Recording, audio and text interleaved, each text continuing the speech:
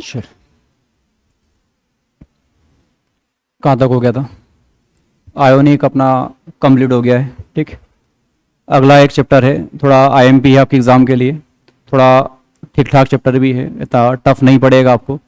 ठीक है, enthalpy, entropy, work done और गिब्स फ्री एनर्जी। ठीक, चार बातें ही निकालनी है, इन्हीं पे पूरा घूमता रहेगा। ठीक, आयोनिक जैसा इतना बेकार चैप्टर नहीं है वो। ठीक, तो अगला एक चैप्टर थोड़ा मोस्ट इम्पोर्टेंट है आपके 11th वाले पोर्शन में ना, ज़्यादातर क्वेश्चन आपको उससे ही दिखेंगे।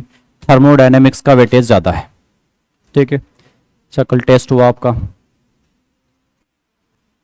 चलो कोई बात नहीं, उस टेस्ट पे मिट्टी डाल देते हैं अपन। ठीक है, कि ऐसा कुछ हुआ ही नहीं। ठीक है, मैं आपसे मार्क्स पूछूंगा, आप भी शर्मिंदा होंगे। ठीक है, मेरे को लोड ज़्यादा हो जाएगा। ठीक है, तो नुकसान अपन दोनों का ही है उसमें। तो ये मार्क्स वार्क्स तो क्या है, और बात भी हुई है अपनी कि अभी कब तक, दिसंबर तक अपन मार्क्स नहीं खेलेंगे, और 1 जनवरी से देखेंगे कि मार्क्स किसके कितने हैं। ठीक, अभी तो अपन ये लेके चलते हैं कि कौन कितना सीखना चाह रहा है। तो ठीक है, मार्क्स चाहे अब आपके 0 भी आए, प्लस भी आए, माइनस भी आए, तो वो बात तो मैं कर भी नहीं रहा। ये बातें अपन थोड़ा उधर देखेंगे कब, जनवरी के बाद, कि 1 जनवरी से के बाद ही मैं आपके टेस्ट में आप कितने मार्क्स लाते हैं अपन वही देखेंगे। अभी तो मैं देखता हूँ कि कितने लोग कोशिश कर रहे हैं कि जनवरी में मार्क्स आएंगे। ठीक, अभी नहीं आएगा नंबर, अभी तो बस पढ़ाई पे ध्यान देना है अपने को ना, सिलेबस जितने क्वेश्चन से अपन लगा पाएँ उतने लगाएं, उतना लेके चलें। ठीक है, अगला चैप्टर लिखेंगे आप थर्मोडायनेमिक्स। ठीक, तो एक चैप्टर है आपके इसमें थर्मोडायनेमिक्स।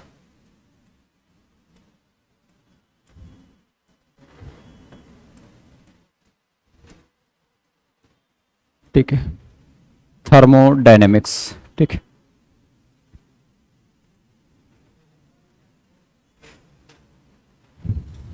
ठीक है,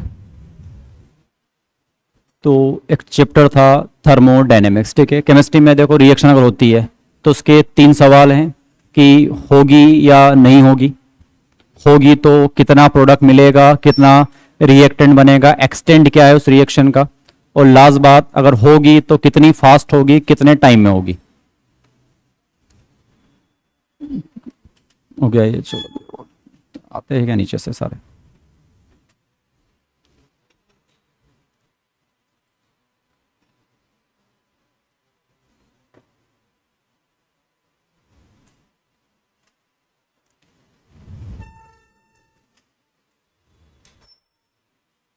ठीक है, फिजिकल केमिस्ट्री जनरली रिएक्शंस की बात करती है कि रिएक्शन कब होगी, कब नहीं होगी।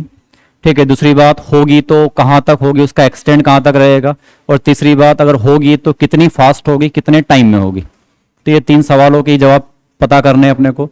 तो उसमें से पहला वाला है थर्मोडायनेमिक्स, ये आपको ये बताएगा कि आपकी वो रिएक्शन होगी या नहीं होगी। तो पहली बात तो बातें किसी करता है, फिजिबिलिटी की या किसकी, स्पॉन्टेनिटी की, कि रिएक्शन स्पॉन्टेनियस है या क्या है, नॉन स्पॉन्टेनियस है, होगा भी कि नहीं होगा। ये आपको बता सकता है कौन, थर्मोडायनेमिक्स। मतलब आपका सिलेक्शन होगा भी कि नहीं होगा, ये आपको कौन बताएगा, थर्मोडायनेमिक्स। इसके बाद फिर आपको ये पता करना है कि कितना जल्दी होगा या कितना लेट होगा, तो फिर आपको पढ़ना पड़ेगा केमिकल काइनेटिक्स। वहाँ आप वो वाले फैक्टर समझ सकते हैं कि ऐसे कौन कौन से फैक्टर्स हैं जो आपके नीट में सिलेक्ट होने की रेट को बढ़ा सकते हैं, या ऐसे कौन कौन से फैक्टर्स हैं जो उसको कम कर सकते हैं, या आप कहाँ खड़े हैं, वेरी स्लो वाले हैं आप, मॉडरेट वाले हैं, या वेरी फास्ट वाले हैं आप। ठीक है, वेरी फास्ट तो मेरा मानना वही होता है जो 12th के साथ निकाल जाए, वो वेरी फास्ट कैटेगरी वाला है। तो ऑलमोस्ट तो वेरी फास्ट तो हट ही गया अपना। ठीक है, बचा क्या, मॉडरेट 1 अटेम्प्ट में या मोस्टली 2 अटेम्प्ट में निकल जाए, और फिर तो आगे फिर वेरी स्लो वाली बातें हैं कि 3 attempt, 4 attempt, 5 attempt, 6 attempt, 7 attempt, 8 attempt, 10 attempt. तो वो वाली बात अपन वहाँ पता करेंगे। एक्सटेंट ऑफ रिएक्शन के लिए केमिकल इक्विलिब्रियम काम का होता है, वहाँ पढ़ा होगा आपने केसी की वैल्यू, अगर 10⁻³ से मतलब कौन सी रिएक्शन केवल प्रोडक्ट ही बनाएगी या बैकवर्ड भी जाएगी, तो ऐसा पता करने के लिए केमिस्ट्री में इक्विलिब्रियम का यूज़ किया जाता है। होगी नहीं होगी उसके लिए आपको थर्मोडायनेमिक्स यूज़ करना है, इसमें एक टर्म आएगा भी गिब्स फ्री एनर्जी लास्ट में डेल्टा जी, उससे पता चलता है कि रिएक्शन होगा भी कि नहीं होगा। जिनके डेल्टा जी नेगेटिव आते हैं ऐसी रिएक्शन स्पॉन्टेनियस है, और जिनके डेल्टा जी क्या आते हैं पॉजिटिव आते हैं ऐसी रिएक्शंस क्या है नॉन स्पॉन्टेनियस है। तो वही अपने पढ़ना है कि क्या क्या बता सकता है क्या क्या नहीं बता सकता। बाकी तो साफ साफ दिख ही रहा आपको कि थर्मो का मतलब क्या है यहाँ पे एनर्जी, और डायनामिक्स का मतलब वही एनर्जी के मूवमेंट का आपको यहाँ पे स्टडी करना है कि कब एनर्जी एक्सचेंज कैसे हुआ होगा, कितने तरीकों से हुआ होगा, क्या क्या हुआ होगा। तो सारा कुछ किसका इसमें एनर्जी का। तो पूरा थर्मोडायनेमिक्स एक ही चीज बोलता है बार बार क्या एनर्जी। तो सब कुछ किस पे बेस्ड है एनर्जी पे, कि आपका सिलेक्शन होगा कि नहीं होगा वो किस बेस पे आपकी एनर्जी पे, कि आप कितनी एफिशिएंसी से नीट के लिए पढ़ाई कर रहे हैं, आपके पास कितनी एनर्जी है उस चीज़ को निकालने के लिए, कितनी आपकी एनर्जी कम है उस चीज़ के लिए। तो सारी बातें किस पे डिपेंड करता है, हर चीज़ किसका है एनर्जी का। तो थर्मोडायनेमिक्स वो ब्रांच है फिजिकल केमिस्ट्री की, या बोल सकता हूँ केमिस्ट्री से बेटर साइंस की, क्योंकि सुना होगा आपने फिजिक्स में भी नाम सुनेंगे आप। तो ऐसा ज़रूर नहीं है कि ये केवल किस में आएगा केमिस्ट्री में, किस में आएगा ये फिजिक्स में भी आएगा। तो साइंस का वो ब्रांच जिसमें आप एनर्जी के एक्सचेंज से डील करते हैं उसको क्या बोलते हैं थर्मोडायनेमिक्स। दो टाइप का होता है, फिजिकल थर्मोडायनेमिक्स और एक क्या होता है केमिकल थर्मोडायनेमिक्स। मुझे भी नहीं पता कि फिजिकल थर्मोडायनेमिक्स क्या है, क्योंकि मैं आपका केमिस्ट्री का टीचर हूं। तो आपने को पढ़ना क्या है पहली बात तो वो समझें। आज का पूरा दिन आपको इसी में निकलेगा कि आपको पढ़ना क्या है। क्वेश्चन तो कल से आप देखेंगे कि क्या होता है क्या नहीं होता है, आज तो पूरा आपको यही समझ लग जाए कि थर्मो क्या होता है और इसमें अपने को पढ़ना क्या क्या है। तो थर्मो है क्या, साइंस का वो ब्रांच जो किसकी बात करता है एनर्जी की, उसे क्या बोलते हैं थर्मोडायनेमिक्स। दूसरी बात दो टाइप का होता है, फिजिकल थर्मोडायनेमिक्स और एक कौन सा केमिकल थर्मोडायनेमिक्स। थर्मो में कौन सा पढ़ना है अपने को केमिकल थर्मोडायनेमिक्स। कुछ इसके पॉजिटिव पॉइंट है, कुछ चैप्टर के नेगेटिव पॉइंट है। वैसे नेगेटिव जैसा कुछ ज़्यादा है नहीं इसमें, पर फिर भी मानना ही है अपने को नेगेटिव क्या है तो वो बता सकता हूँ। तो प्लस पॉइंट पहली बात तो क्या बताता है ये फिजिबिलिटी के बारे में। सबसे पहला प्लस पॉइंट कि क्या बता सकता है ये रिएक्शन के बारे में बता सकता है कि होगी या नहीं। और सबसे बड़ा सवाल तो वही है कि होगी या नहीं होगी, कितने टाइम में होगी, कैसे होगा, क्या होगा। वो तो फिर भी एक बार एडजस्टेबल है, बट मान लो जवाब ना में आ गया अगर, तो फिर तो अपन सालों साल ही खराब कर रहे हैं। तो सबसे काम का ब्रांच यही है कि रिएक्शन के पहले अपने को पता करना है उसके बारे में कि होगा कि नहीं होगा। नीट भी अपन करना चाह रहे हैं तो उससे पहले अपन ये पता तो कर लें कि अपने से होगा भी कि नहीं होगा। वो अलग बात है कि टाइम टेकिंग के साथ होगी, पर कोई फर्क नहीं पड़ता है। अपना तो कोई दोस्त 2 साल पहले डॉक्टर बन जाएगा, अपन 2 साल बाद बन जाएंगे, पर पता लगा वो एमबीबीएस बन गया और अपन फिर वही एमबीबीएस के बाद तो क्या अपन बीएचएमएस भी नहीं ले पा रहे हैं। तो फिर क्या मतलब मिला अपना वो 3-4 साल वेस्ट करने का। तो थर्मो काम वही है। दूसरी बात इसमें एनर्जी के लॉ हैं कुछ, तो लॉ ऑफ थर्मोडायनेमिक्स समझेंगे। एक होता है 0th लॉ, एक आएगा फर्स्ट लॉ, एक क्या होता है सेकंड लॉ। तो 3-4 लॉ हैं इसमें, और सबसे काम का किसके बारे में बताएगा एनर्जी के एक्सचेंज के बारे में। दूसरी बात क्या नहीं बता पाता, तो सिंपल सी बात है वही जो बात चल रही है बार बार, क्या नहीं बता पाएगा ये रेट के बारे में आपको इन्फॉर्मेशन नहीं दे पाएगा। कि आपको मैं थर्मो पढ़ा दूं उसके बाद आप ये नहीं बता सकते कि रिएक्शन कितने टाइम में होगी, या ये स्लो है फास्ट है या क्या है, मॉडरेट है ड्रॉबैक क्या है इसके, कि किसके बारे में नहीं बता सकता। ये केमिकल रिएक्शन की रेट के बारे में आपको कोई भी इंफॉर्मेशन नहीं देगा। दूसरा एक ड्रॉबैक नहीं है वैसे, वो सिंपल सी बात है। देखो यहाँ पे क्या सब एनर्जी की बात होगी, आप पानी को गर्म कर रहे हैं ना, ये मैंने क्या लिया पानी लिया, आप पानी को गर्म कर रहे हैं तो क्या वहां पे एक मोलिक्यूल देखेंगे पानी का या पूरा पानी देखेंगे?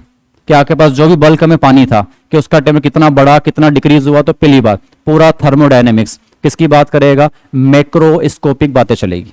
किसके लिए नहीं लगा पाओगे, माइक्रोस्कोपिक कुछ भी नहीं आएगा इसमें। कि जब भी मैं एंथैल्पी पढ़ रहा हूं तो एक वाटर की मॉलिक्यूल की नहीं आएगी, 5 लीटर की, 10 लीटर की, 20 लीटर की। तो सारी बातें किस पे बेस्ड है, पूरा किस पे बेस्ड है, ये मैक्रोस्कोपिक पूरा ऑब्जर्वेशन है इसमें, माइक्रोस्कोपिक कुछ भी नहीं हो पाएगा। तो जब भी आप बातें करेंगे बल्क में करेंगे, कभी भी आप एक के लिए यहाँ पे बात नहीं करेंगे।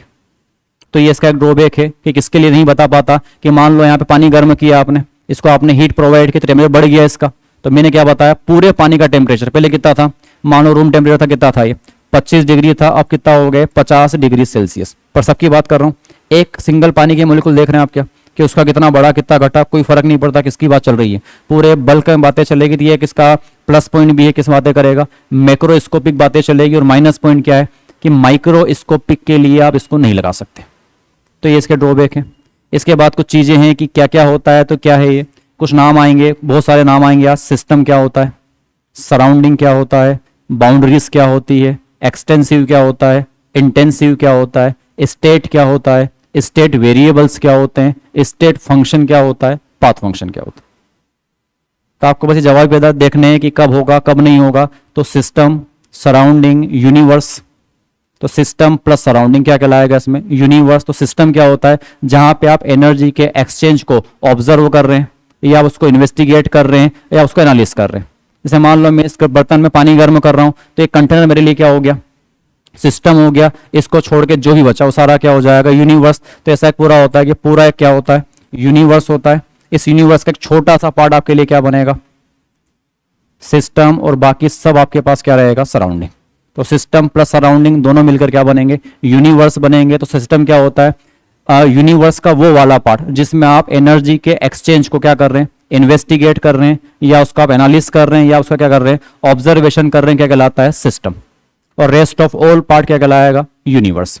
बोलने में ऐसा ही बोलेंगे, बट एक्चुअल डेफिनेशन क्या है कि यूनिवर्स का वो पार्ट जो आपके सिस्टम को अफेक्ट करता हो या इससे वो अफेक्ट होता हो, उसे आप क्या बोलते हैं, उसका सराउंडिंग बोलते हैं। जैसे मान लो मैं इस बार यहाँ क्लास में पानी गर्म कर रहे हैं अपन, तो ये क्लास मेरे लिए फिर भी क्या हो सकती है, सराउंडिंग हो सकती है, क्योंकि यहाँ से कुछ एनर्जी उसको मिल रही होगी, वहां से कुछ निकल रही होगी। पर क्या यहाँ से 50 किलोमीटर दूर कोई फर्क पड़ेगा क्या उस बात से, कि उस सराउंडिंग के एनर्जी में कोई चेंज आएगा क्या उससे, तो नहीं आता है।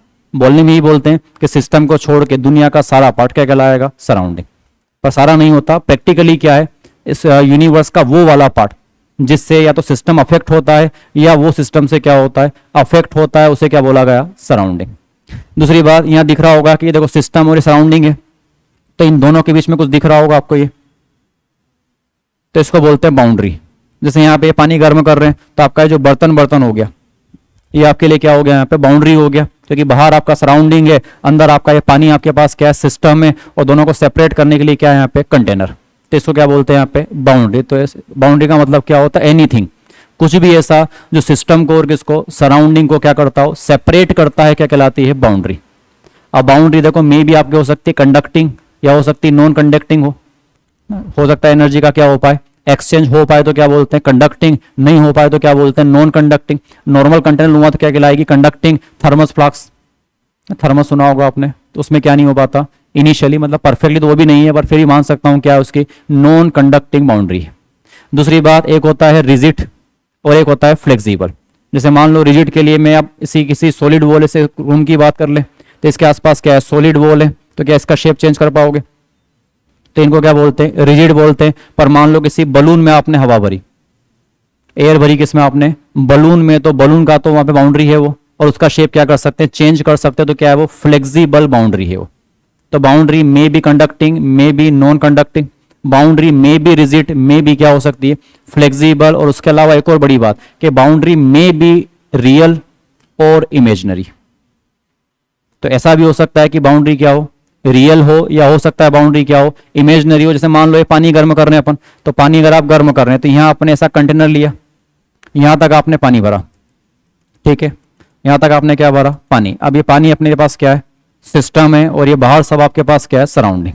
तो अब यहां से अगर देखोगे तो यहां तो आपको ये वॉल दिख रही है कंटेनर की जो सेपरेट कर रही है, तो ये तो कौन सी वाली है, रियल बाउंड्री है। पर क्या ऊपर से कुछ दिख रहा है क्या आपको, पर यहां भी तो कुछ ना कुछ पानी को और इस एटमॉस्फेयर क्या कर रहा होगा, सेपरेट कर रहा होगा, तो इसको क्या बोलते हैं, ये इमेजिनरी बाउंड्री है ये। तो बाउंड्री में भी क्या हो सकती है, रियल हो सकती है, या क्या हो सकती है, इमेजिनरी। तो डिसाइड कर लो, मान लो मैं केवल पानी को सिस्टम मान रहा हूं, तो फिर ये कंटेनर आपके लिए क्या हो गया, बाउंड्री का बिहेव कर रहा है। पूरे कंटेनर को ही अगर मैं सिस्टम मान लूं, तो फिर कोई बाउंड्री है क्या बीच में, पर फिर भी ऐसा कुछ तो होगा जो इस कंटेनर को और इस एटमॉस्फेयर क्या कर रहा होगा, सेपरेट कर तो रहा होगा कुछ, तो देख नहीं पा रहे हैं अपन, तो क्या है वो, इमेजिनरी है। तो ये बस पता रखना है, ऐसा क्वेश्चन नहीं आएंगे आपके कि क्या है, पर ऐसा थ्योरेटिकल बात बोल दे कि बाउंड्री क्या क्या हो सकती है। तो बाउंड्री मे बी कंडक्टिंग है, मे बी नॉन कंडक्टिंग है, बाउंड्री मे बी रियल है या क्या है, मे बी इमेजिनरी है, बाउंड्री मे बी आपकी रिजिड हो सकती है या क्या हो सकती है, फ्लेक्सिबल हो सकती है, ठीक है। उसके बाद कुछ बातें आएगी, एनर्जी एक्सचेंज कैसे हो सकती है। तो एनर्जी इस चैप्टर में या जनरली आप बात करें, एनर्जी केवल 3 फॉर्म में एक्सचेंज हो सकती है। या तो वो मैटर के फॉर्म में हो सकती है, को पता है मैटर में एनर्जी होती है कि नहीं होती, E=mc², ठीक है। उसी के बाद का कि मैटर भी क्या करता है, एनर्जी रखता है। तो या तो आप मैटर को एक्सचेंज कर रहे हैं, तो भी आपका एनर्जी का क्या हो रहा है, एक्सचेंज हो रहा है। एनर्जी मैटर के फॉर्म में नहीं हो रही, तो एक हीट के फॉर्म में होती है, और हीट के फॉर्म में नहीं होती तो किसके फॉर्म में होती है, वर्क के फॉर्म में। तो तीन तरीके हैं, तीन रास्ते हैं एनर्जी एक्सचेंज करने के, एक मैटर वाला, एक हीट वाला और एक कौन सा वर्क वाला। आपने को दो ही पढ़ने हैं, कौन सा वाला, हीट और कौन सा वर्क वाला। मैटर आपका ट्रांसफर नहीं होगा क्योंकि अपन जो सिस्टम पढ़ेंगे अभी तीन टाइप आएंगे, ओपन सिस्टम, क्लोज सिस्टम और एक क्या आएगा, आइसोलेटेड सिस्टम। आपका सिलेबस पहली बात तो थर्मोडायनेमिक्स है, थर्मो में क्या पढ़ रहे हैं, केमिकल थर्मोडायनेमिक्स, उसमें भी क्या पढ़ रहे हैं, सिस्टम की स्टडी कर रहे हैं। सिस्टम की क्या कर रहे हैं अपन, स्टडी कर रहे हैं, सराउंडिंग की नहीं कर रहे हैं। डेफिनेशन वही है जिसकी आप स्टडी कर रहे हैं, उसी को आप क्या बोलते हैं, सिस्टम। और छोड़कर जो बचा के कहलाएगा सराउंडिंग। सिस्टम के भी तीन टाइप लिखवाऊंगा, एक होता है कौन सा, ओपन सिस्टम, एक क्या मिलेगा, क्लोज सिस्टम, एक क्या मिलेगा, आइसोलेटेड सिस्टम। अपने को केवल और केवल क्या पढ़ना है, क्लोज सिस्टम। आपका सिलेबस केवल क्या है, क्लोज सिस्टम है। तो वहां आपको दिखेगा कि एनर्जी तीन फॉर्म में एक्सचेंज हो सकती है, मैटर के फॉर्म में, हीट के फॉर्म में और वर्क के फॉर्म में। और मैटर अपना सिलेबस आएगा नहीं, वो अपने को यहीं छोड़ देना है। मैटर कभी भी क्या नहीं होगा, एक्सचेंज नहीं होगा, क्योंकि आप ओपन नहीं पढ़ रहे हैं, क्या पढ़ेंगे, क्लोज सिस्टम। आगे जाके बाउंड्रीज पता करनी है क्या क्या हो सकती है। फिर एक सिस्टम आज उसको स्टेट होगा, जैसे आपका कोई माइंड ऑफ स्टेट होता है कि या तो आप बहुत ज़्यादा थक गए हैं, या फिर आप बहुत ज़्यादा एनर्जिक हैं, या हो सकता है आपको नींद आ रही हो सकता है आपका मन नहीं लग रहा हो। तो ये अलग अलग आपके स्टेट ऑफ माइंड हैं जिससे आपका स्टेट डिसाइड होता है, आपके माइंड का स्टेट। तो वैसे अपने को सिस्टम की स्टेट डिसाइड करनी है कि इसकी स्टेट क्या है, मतलब ऐसा कुछ भी जो उसकी क्या करे, स्टेट को डिफाइन करे, उसे क्या बोलते हैं, उसके स्टेट वेरिएबल्स। तो ऐसा कुछ एक स्टेट आएगा। नॉर्मली गैसियस के लिए प्रेशर होता है, वॉल्यूम होता है, टेम्परेचर होता है और ये क्या होता है, मोल होता है, कि वहाँ पे कितने मोल है, कितना प्रेशर है, कितना टेम्परेचर है। तो ऐसे कुछ स्टेट वेरिएबल्स आएंगे। दो टाइप के स्टेट वेरिएबल हैं, पाथ वेरिएबल और कौन से, स्टेट फंक्शन। तो उनको भी समझना है। आगे दो चार नाम और आएंगे, एक्सटेंसिव और इंटेंसिव प्रॉपर्टीज ऑफ सिस्टम आएगा। ये भी आपके सब एग्जाम की बातें हैं। तो ऐसा थोड़ा सा आपको इस चैप्टर में बहुत सारी बातें पढ़नी पड़ेगी। और आज का पूरा दिन अपना इसी में निकलेगा, बस आप नाम ही लिखते रहेंगे आज तो सबसे पहले नाम रखा आपने थर्मोडायनेमिक्स, तो लिखना है इसमें thermodynamics. It is a branch of science, it is a branch of science, it is a branch of science, it is a branch of science in which deals with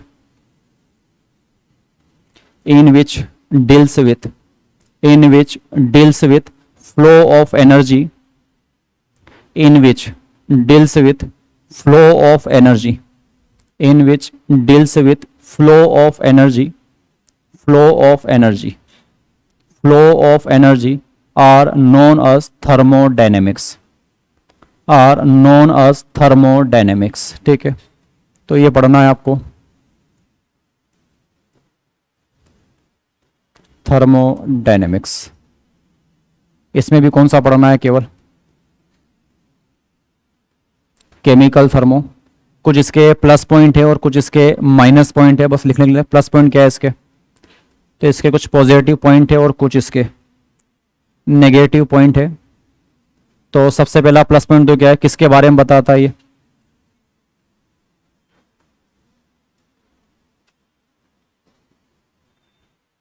ठीक है, स्पॉन्टेनियस नेचर बताता है कि reaction होगी या क्या होगी, नहीं होगी। उसके बाद ये आपको दूसरा क्या बताता है, इसमें एक और क्या पढ़ेंगे आप, लॉ ऑफ थर्मो पढ़ेंगे।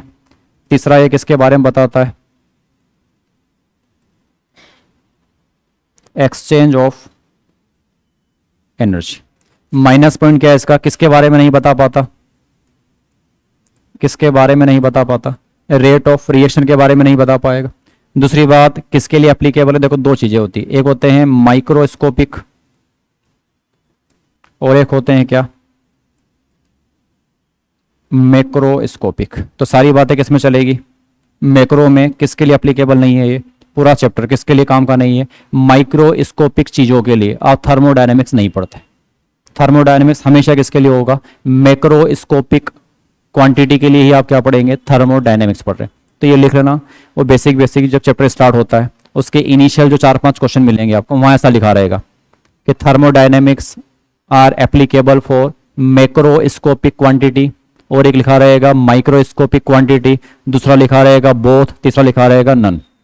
तो केवल किसके लिए पढ़ रहे हैं अपन इसको, मैक्रोस्कोपिक चीजों के लिए।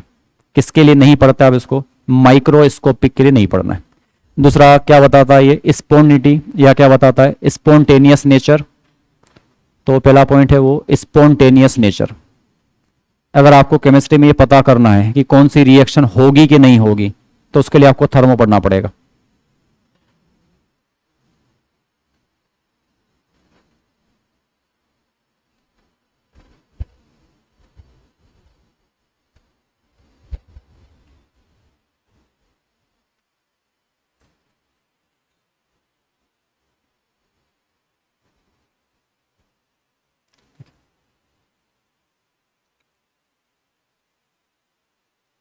और रेट ऑफ रिएक्शन के बारे में कुछ भी नहीं बताता,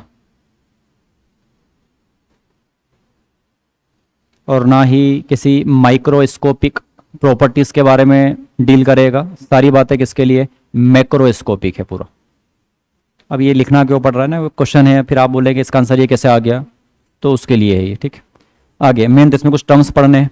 तो सबसे पहला आता है एक सिस्टम होता है, एक सराउंडिंग होता है, और दोनों मिलकर क्या बनाते हैं? यूनिवर्स। और सिस्टम क्या होता है? यूनिवर्स का वो वाला पार्ट जो किसमें हो? Under investigation, under observation, under analysis. उस वाले पार्ट को आप क्या बोलते हैं? सिस्टम बोलते हैं। उसको छोड़ के जो भी बचा वो सारा आपके लिए क्या रहेगा? यूनिवर्स का। रेस्ट ऑफ पार्ट क्या रहेगा आपके लिए? सराउंडिंग। तो ये तो थर्मोडायनेमिक्स हुआ। कुछ टर्म्स पढ़ने, सबसे पहला लिखेंगे आप सिस्टम। ठीक है, से डायग्राम है ये। तो ये पूरा आपके पास क्या है? ये पूरा यूनिवर्स है। इस यूनिवर्स का एक छोटा सा पार्ट सिस्टम होगा, और उसको छोड़ के जो भी बचा ये क्या होगा? सराउंडिंग होगा। तो सिस्टम क्या होता है? यूनिवर्स का वो वाला पार्ट जिसमें आप क्या कर रहे हैं? एनर्जी के एक्सचेंज का क्या कर रहे हैं? इन्वेस्टिगेशन, ऑब्जर्वेशन, या क्या कर रहे हैं? एनालिसिस कर रहे हैं। उसी को क्या बोलते हैं? सिस्टम। तो लिखना system. It is defined as system. It is defined as part of universe system. It is defined as part of universe, part of universe, part of universe, which is under, which is under, which is under investigation, which is under investigation, which is under investigation or observation, which is under investigation or observation or analysis, or analysis। तो जहाँ पे आप कुछ study कर रहे हैं, कुछ analysis कर रहे हैं, कुछ ऑब्जर्वेशन कर रहे हैं, कुछ इन्वेस्टिगेशन कर रहे हैं, सारा आपके लिए क्या कहलाएगा? सिस्टम कहलाएगा। और इसको छोड़ के दुनिया में जो भी बचा वो सब आपके लिए क्या रहेगा? सराउंडिंग। तो अगला नाम लिखेंगे आप सराउंडिंग।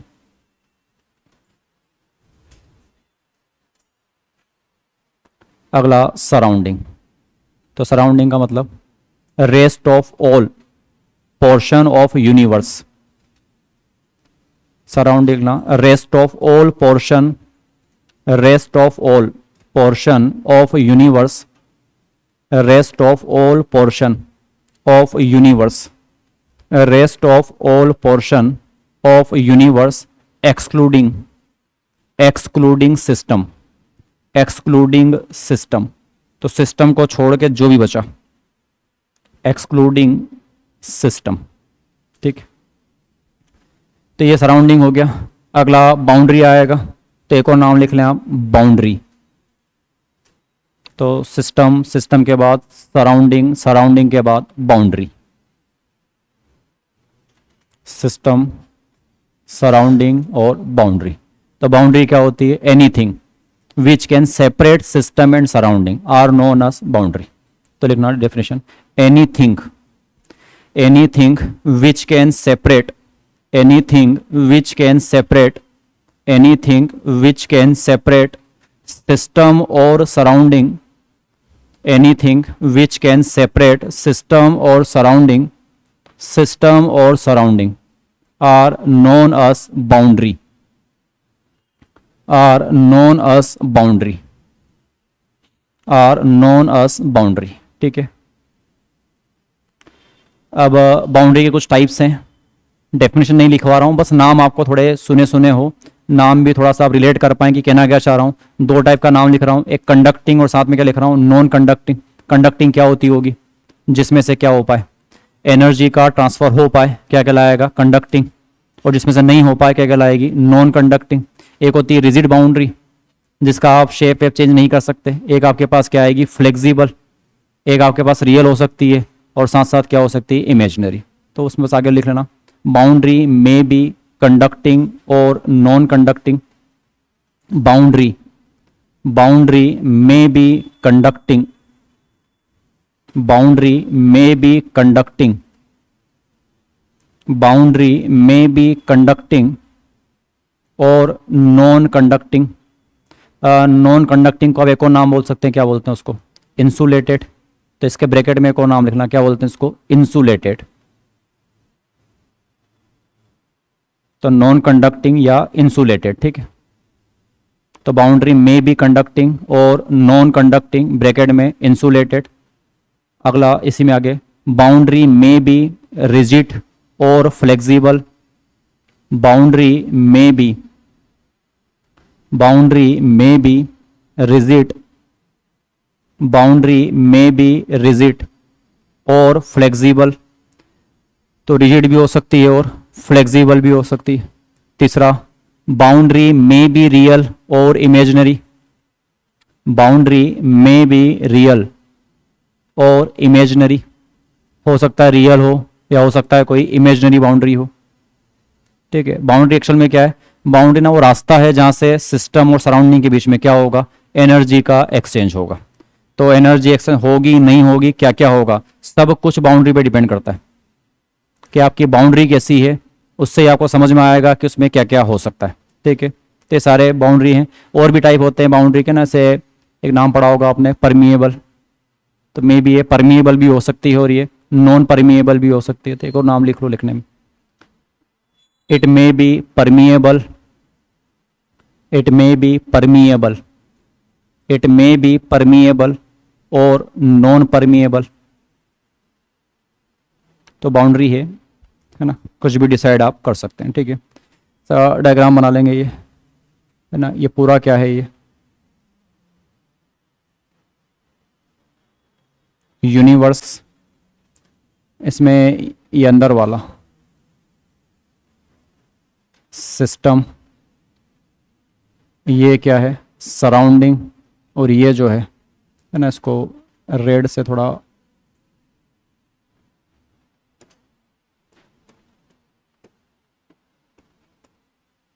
बाउंड्री। तो ये 4-5 टर्म है, सिस्टम, सराउंडिंग, बाउंड्री, ठीक, यूनिवर्स, ठीक। तो ये सारे वर्ड आपको रिलेट करके चलने हैं, ठीक है। तो चालू कहाँ से हुआ, पढ़ना क्या है, थर्मोडायनेमिक्स, उसमें भी क्या पढ़ना है, केमिकल थर्मोडायनेमिक्स, उसमें भी क्या पढ़ना है, सिस्टम। हाँ, जिसको पढ़ते हैं उसी को सिस्टम बोलते हैं, ठीक है। जिसको नहीं पढ़ते वो आपके लिए क्या हो जाएगा, सराउंडिंग, ठीक है। तो ये सिस्टम हुआ, ठीक। दूसरी बात, एक हमेशा आप याद रखेंगे कि बाउंड्री वो रास्ता है जहां से आपकी एनर्जी का क्या होगा, एक्सचेंज होगा। दूसरी बात, ये हमेशा आप याद रखें, एनर्जी एक्सचेंज केवल 3 फॉर्म में हो सकती है, या तो मैटर के फॉर्म में होगी, मैटर के फॉर्म में नहीं होगी तो या वो हीट के फॉर्म में होगी, और हीट के फॉर्म में नहीं होगी तो या फिर वो वर्क के फॉर्म में होगी। तो एनर्जी के एक्सचेंज होने के 3 ही रास्ते हैं, या तो मैटर होगा, या हीट होगा, या क्या होगा, वर्क होगा। तो अगला पॉइंट लिखेंगे आप, energy can be exchange in form of, energy can be exchange, क्योंकि पूरा सब कुछ वही पढ़ना है, एनर्जी के एक्सचेंज को ही पढ़ेंगे अपन 8-10 दिन यहाँ से ना। Energy can be exchange in form of matter. तो 3 रास्ते हैं अपने पास, ठीक है। Energy can be exchange in form of matter, matter है ना, in form of matter, in form of matter, comma heat and work.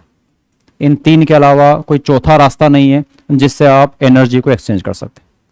तो पूरे सिलेबस में आपके पास 3 ही रास्ते हैं एनर्जी को एक्सचेंज करने के।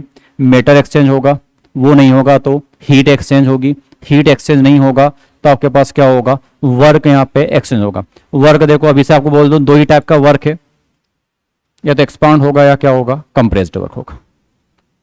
वर्क 2 ही टाइप के अपने पास, या तो एक्सपांड वर्क है या क्या है, कंप्रेस्ड वर्क, तो एक बात समझ में आ रही है, इसमें बाउंड्री कैसी होनी चाहिए, फ्लेक्सिबल या रिजिड। तो वर्क तभी हो पाएगा जब आपकी बाउंड्री कैसी होनी चाहिए, फ्लेक्सिबल। अगर आपकी बाउंड्री रिजिड है तो ना ही वो सिस्टम एक्सपांड हो पाएगा और ना ही वो क्या हो पाएगा, कंप्रेस्ड हो पाएगा। तो कभी भी क्या नहीं हो पाएगा, वहाँ पे वर्क नहीं हो पाएगा ना। ये दीवार आप रिजिड है, ये इसको आप आगे नहीं खिंचा सकते, पर वो वाला जो वहाँ पे एलिमेंट सेक्शन है वो फिर भी आप फ्लेक्सिबल मान सकते हैं कि यहाँ से खिसका के इसको आगे वाली दीवार पे चिपका जा सकता है। तो कुछ तो वर्क किया आपने। तो वर्क करने के लिए आपकी बाउंड्री कैसी होनी चाहिए, फ्लेक्सिबल। अगर बाउंड्री नहीं बदली तो फिर क्या नहीं बदल सकता, वर्क तो नहीं होगा। तो किस फॉर्म में नहीं होगी, फिर वर्क के फॉर्म में नहीं होगी। हीट के फॉर्म में अगर करना है तो बाउंड्री कैसी होनी चाहिए, कंडक्टिंग या नॉन कंडक्टिंग। अगर बाउंड्री आपकी कंडक्टिंग है तो किस फॉर्म में हो सकती है, हीट के फॉर्म में। और अगर आपकी बाउंड्री कैसी हो जाए, नॉन कंडक्टिंग, तो फिर ये वाला रास्ता भी बंद हो जाएगा। और मेटर वाला रास्ता बहुत आसानी से बंद हो जाएगा कि अगर आपका सिस्टम ओपन है तभी तक आपका मेटर क्या हो सकता है, एक्सचेंज हो सकता है। जैसे ही क्लोज कर दोगे तो क्या बाहर नहीं जा सकता, मेटर तो बाहर नहीं जाएगा। तो अपना जो सिलेबस है, रास्ते 3 है, पर अपने को जाने केवल 2 ही रास्तों पे, किस पे, हीट पे और किस पे, वर्क पे। किस पे नहीं जाएंगे अपन, तो पूरे सिलेबस में आप मेटर को एक्सचेंज नहीं करेंगे, क्योंकि अपने को सिस्टम पढ़ना है, वो ओपन नहीं है। कौन सिस्टम है आपके पास, क्लोज्ड सिस्टम। तब ऐसे आगे आए 3 टाइप आएंगे, टाइप ऑफ सिस्टम। तब लेना लेंगे आप type of system. Type of system ज़्यादा नहीं लिखवा रहा हूँ, सिंपल सा एक बात लिख देता हूँ। तो सबसे पहला होता है, थोड़ा समझ लें, बस समझने की चीज़ें हैं। तो ओपन सिस्टम, एक क्या आएगा, क्लोज्ड सिस्टम, और एक क्या आएगा, आइसोलेटेड। ठीक है, थोड़ा सा एक बड़ा बेसिक सा और एक माइनर सा डिफरेंस आपके सिलेबस में 2 वर्ड होते हैं। एक होता है इंसुलेटेड, मतलब आइसोलेटेड, और एक आपको नाम मिलेगा अभी आगे जाके एडियाबेटिक। वो सिस्टम नहीं है, वो एक प्रोसेस आगे जाके क्या आपको मिलेगी, क्या वहाँ पे एडियाबेटिक एक प्रोसेस मिलेगी। तो यहीं पर आप डिफ्रेंशिएट करके चलेंगे अपन के आइसोलेटेड सिस्टम 3 ही टाइप के हैं, आइसोलेटेड, क्लोज्ड या कौन सा, ओपन सिस्टम। पर फिर भी एक और नाम यहाँ पे एक और लेके चल रहा हूँ, क्या, एक नाम आएगा आगे जाके एडियाबेटिक प्रोसेस। तो वहां थोड़ा सा आपको डिफरेंस समझना है कि क्या होता है। एक्चुअल प्रॉब्लम क्या है कि आइसोलेटेड, ये बुरी तरह आइसोलेटेड है। तो इसमें जो एनर्जी है तीनों फॉर्म में नहीं, ना हीट के फॉर्म में, ना मेटर के फॉर्म में, और ना ही वर्क के फॉर्म में। लेकिन यहां जब जाएंगे इसमें एडियाबेटिक में, तो यहाँ ऐसा नहीं बोलूंगा कि एनर्जी एक्सचेंज नहीं होती। एडियाबेटिक वो प्रोसेस जहां पे हीट एक्सचेंज नहीं होती। और एनर्जी के 3 फॉर्म है, या तो मेटर के फॉर्म में, हीट के फॉर्म में, या वर्क के फॉर्म में। मतलब कहीं ना कहीं अपने एडियाबेटिक प्रोसेस में एनर्जी का एक्सचेंज होगा, पर किस फॉर्म में होगा, वर्क के फॉर्म में। वहां पे क्या होगी, एनर्जी एक्सचेंज होगी। किस फॉर्म में नहीं हो पाएगी, हीट के फॉर्म में वह एनर्जी एक्सचेंज नहीं होती, उसे क्या बोलते हैं, एडियाबेटिक। किसी भी फॉर्म में नहीं होती, उसको बोलते हैं क्या, आइसोलेटेड सिस्टम। दूसरी बात, ओपन सिस्टम का मतलब सिंपल सी बात है, आप किसी खुले बर्तन में पानी भर दिया आपने, और नीचे साहब इसको क्या कर रहे हैं, गर्म कर रहे हैं। तो कुछ समय के बाद ये गर्म होगा, तो अपने सराउंडिंग के साथ किसका एक्सचेंज करेगा, हीट का एक्सचेंज तो करेगा ही करेगा। साथ साथ गर्म होकर इसकी भाप बन के उड़ भी जाएगा सिस्टम में। तो किसका एक्सचेंज हो रहा है, यहाँ पे मेटर का भी एक्सचेंज हो रहा है। तो ओपन सिस्टम क्या होते हैं, जहां पे किसका पॉसिबल है, मेटर का तो होगा ही होगा, इसके अलावा किसका होगा, एनर्जी का भी होगा। और एनर्जी किस फॉर्म में हो सकती है, तो हीट के फॉर्म में भी हो जाएगी और वर्क के फॉर्म में हो जाएगी। तो ऐसा सिस्टम जिसमें एनर्जी के तीनों रास्ते खुले हुए हैं, मेटर वाला भी, वर्क वाला भी और हीट वाला भी, उसका नाम क्या है अपने पास, ओपन सिस्टम। ये अपने को नहीं पढ़ना है। अपना सिलेबस क्या है, क्लोज सिस्टम। तो क्या करूं मैं, जैसे अगर आप इस पूरे कंटेनर को, गर्म तो आप कर रहे हैं, पर मान लो ऊपर से आप ढक दें इसको, तो क्या मीटर बाहर जा पाएगा पानी। अब पानी बाहर नहीं जा सकता, तो क्या नहीं होगा, यहाँ पे मेटर यहाँ पे एक्सचेंज नहीं होता, किसके साथ, सराउंडिंग के साथ। केवल किसका होगा, यहाँ पे एनर्जी क्या होगी, एक्सचेंज होगी। एक लास्ट मिलेगा आपको आइसोलेटेड, तो सुना होगा। परफेक्टली कुछ भी नहीं होता आइसोलेटेड, कुछ ना कुछ तो क्या होगा, कभी ना कभी तो एक्सचेंज होगा ही होगा। पर फिर भी अपन थोड़े समय के लिए मान सकते हैं क्या, थर्मस फ्लास्क। पर ऐसा है क्या कि थर्मस फ्लास्क में आज चाय रखी अपन ने गर्म करके, तो क्या 2 साल बाद भी गर्म ही मिलेगी आपको, या शाम भी नहीं हो पाएगी, वो ठंडी हो जाएगी। बहुत अच्छी क्वालिटी वाला लेके आए आप, बहुत अच्छी कंपनी वाला लेके आए, तो कम से कम कब तक, शाम तक। कि सुबह की चाय शाम तक गर्म रह सकती है, पर आज की चाय कल तो गर्म आपको नहीं मिलेगी। कभी ना कभी जाके तो क्या करेगा, वो सराउंडिंग के साथ क्या करेगा, एनर्जी का एक्सचेंज करेगा ही करेगा। तो परफेक्टली आइसोलेटेड कुछ भी एग्जिस्ट नहीं करता, पर फिर भी समझने के लिए अपन मान लेंगे कि इसको थर्मस फ्लास्क आपके लिए क्या हो जाएगा, आइसोलेटेड हो जाएगा। और आइसोलेटेड क्या होता है, ये किसी भी रास्ते से एनर्जी का एक्सचेंज नहीं करेगा, ना ही यहां पे किसका एक्सचेंज होगा, मैटर का। ऐसा नहीं है कि चाय चली जाएगी बाहर, चाय भी आपकी कहाँ रहेगी, थर्मस के अंदर ही रहेगी, तो ना ही किसका चेंज हो पाएगा, मैटर का, ना ही किसका चेंज हो पाएगा, हीट का, और ना ही किसका एक्सचेंज हो पाएगा। और देखो वही बाउंड्री फिक्स ही है, थर्मस का ऐसा तो है नहीं आप शेप क्या कर देंगे, चेंज कर देंगे, तो किस फॉर्म में नहीं हो पाएगी, वर्क के फॉर्म में भी एनर्जी का एक्सचेंज नहीं होता। तो एनर्जी एक्सचेंज तीन रास्ते हैं, मैटर, वर्क और हीट। उस पहले वाले में हीट भी हो सकती है, वर्क भी हो सकता है, मैटर भी हो सकता है। दूसरे वाले में एनर्जी, वर्क और किसके फॉर्म में, हीट के फॉर्म में एक्सचेंज हो सकती है, किसके फॉर्म में नहीं हो पाएगी, मैटर के फॉर्म में। तीसरे वाले में तीनों फॉर्म में नहीं हो पाएगी। चौथा वाला आगे जाके एक नाम पढ़ेंगे अपन, क्या, एडियाबेटिक। अब पढ़ी चैप्टर में ही रहे, और चैप्टर में पढ़ेंगे क्या, केवल कौन सिस्टम, क्लोज सिस्टम। तो यहां भी आप देखेंगे कि एडियाबेटिक में किसका चेंज नहीं होगा, मैटर का एक्सचेंज नहीं होगा।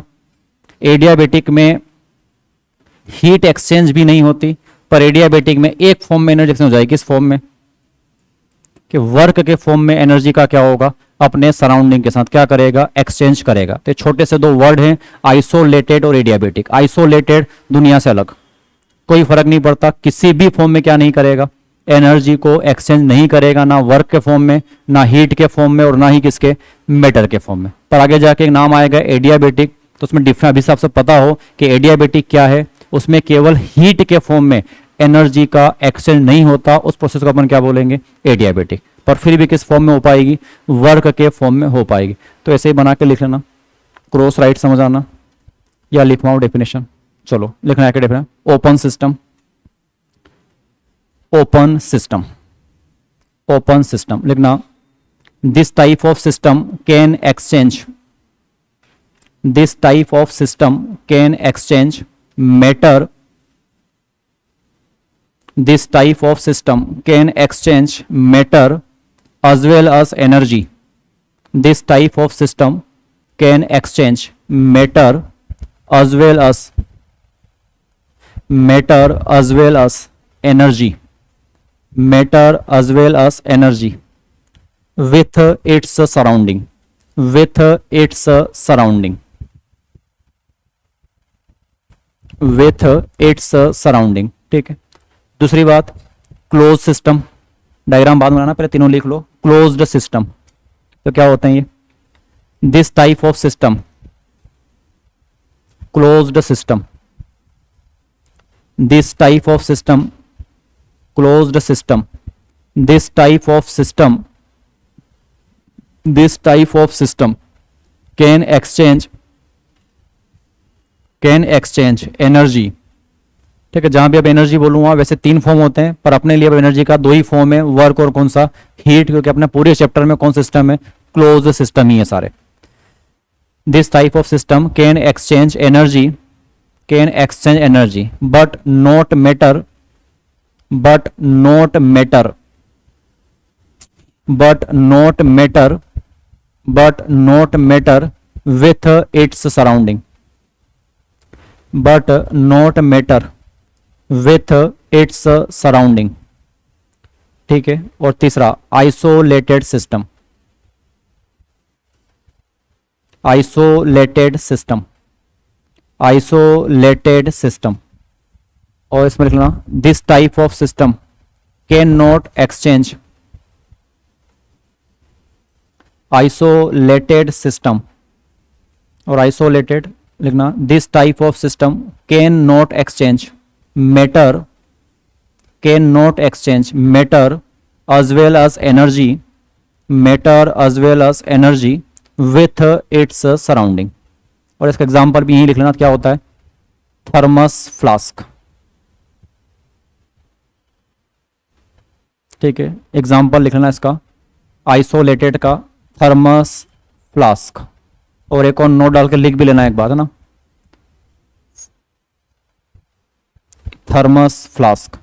ठीक है। और एक और बात बता दूं आपको, perfectly isolated system can not exist, perfectly isolated system, perfectly isolated system can not exist, दुनिया में ऐसा कोई भी नहीं है जो परफेक्टली क्या हो, आइसोलेटेड हो, कभी तो कुछ ना कुछ करेगा वो।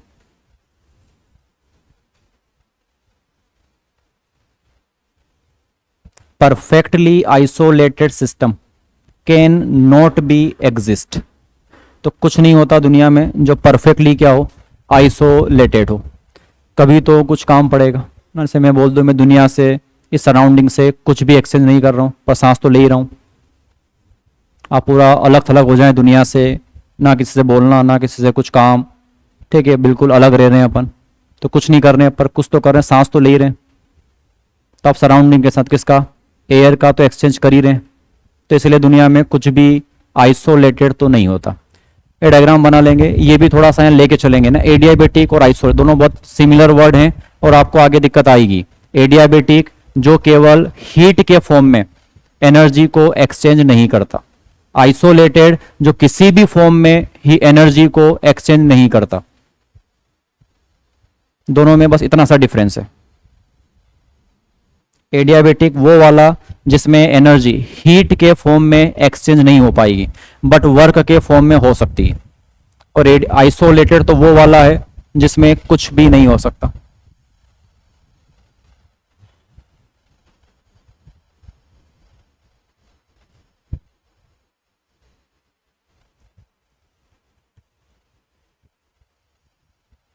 थोड़ा सा बाउंड्री समझ पाओगे।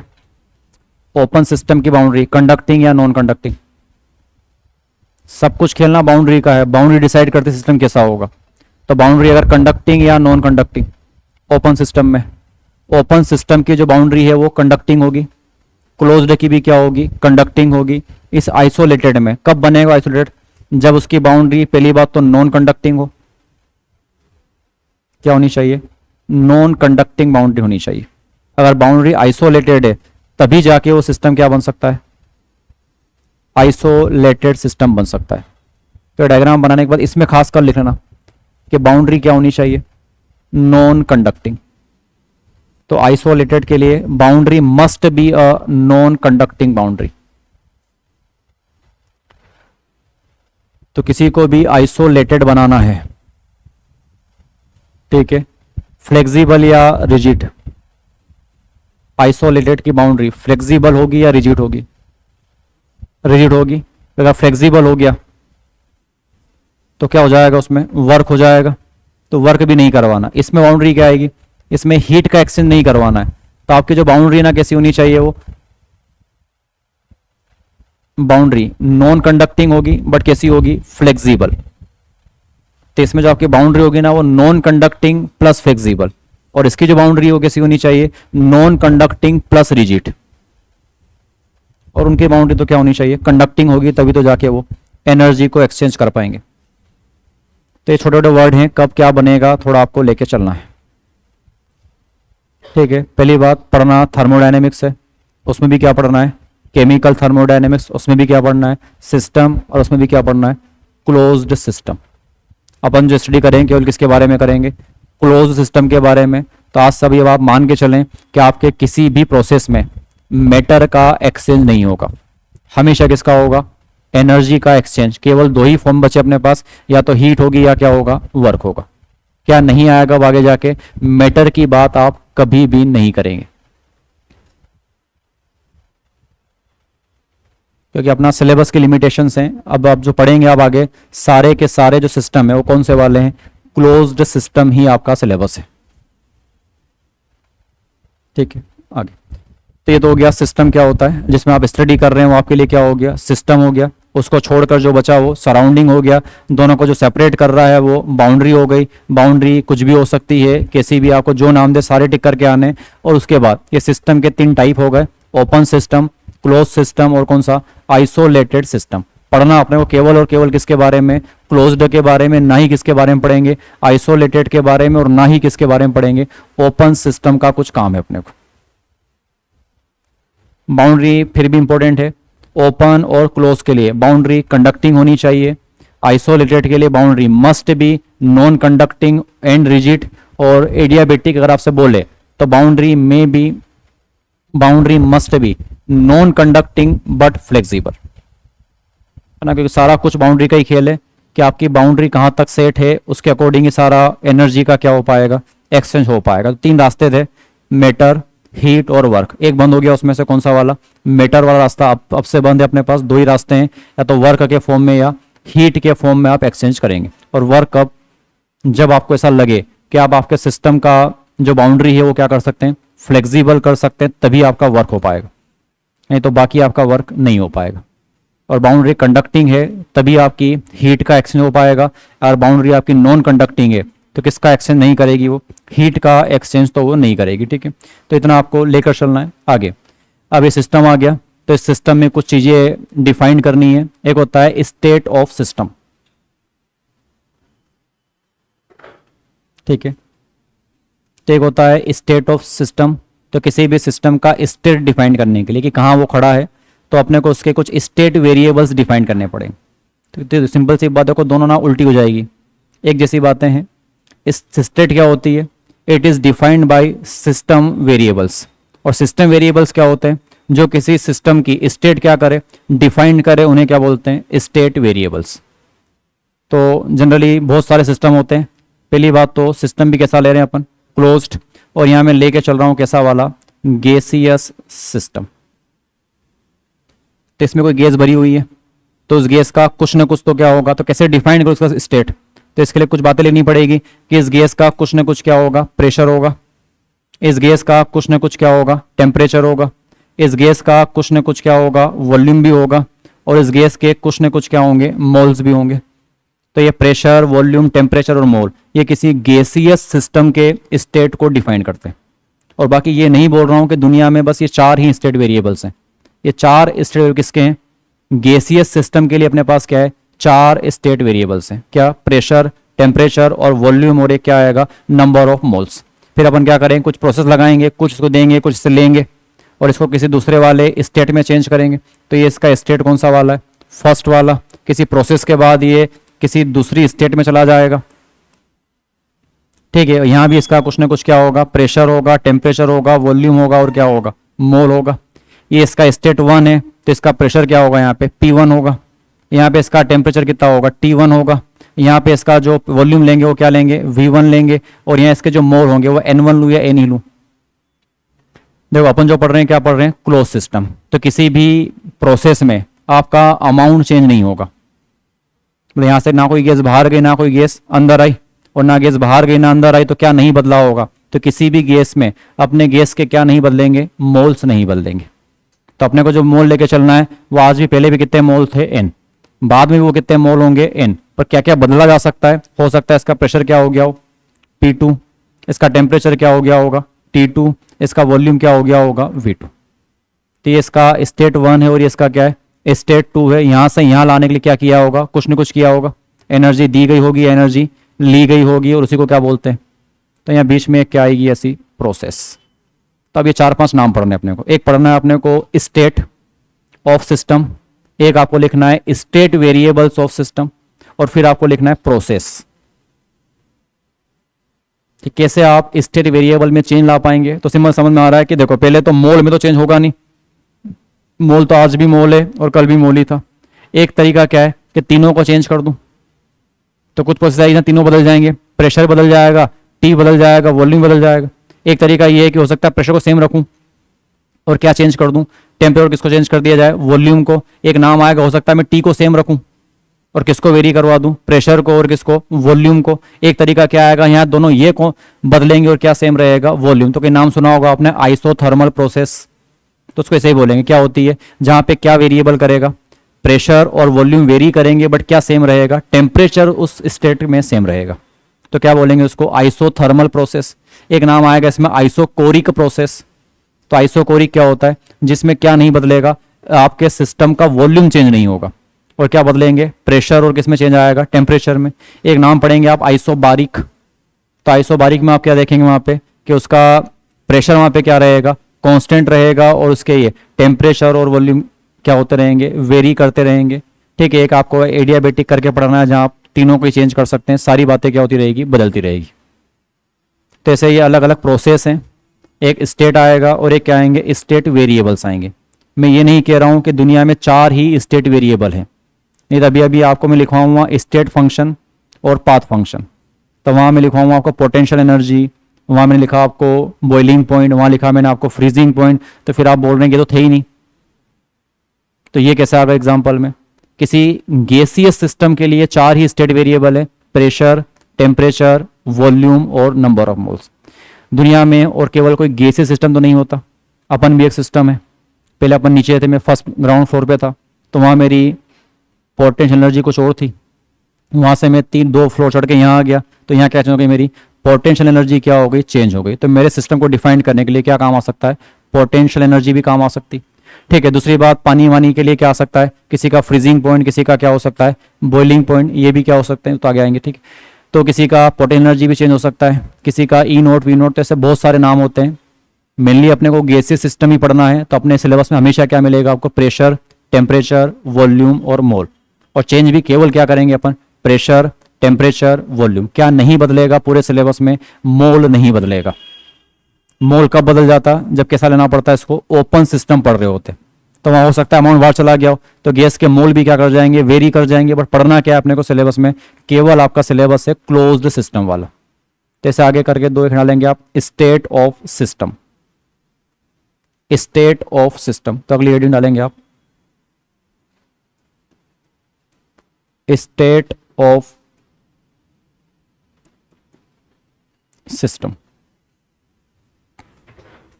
State of system. तो लिखना,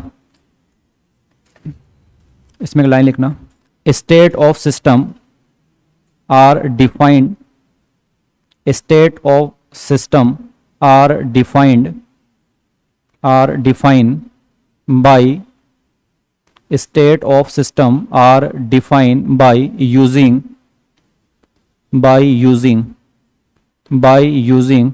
state variables, by using state variables। Variables का मतलब हो तो जो चीज़ क्या हो जाए, बदल जाए।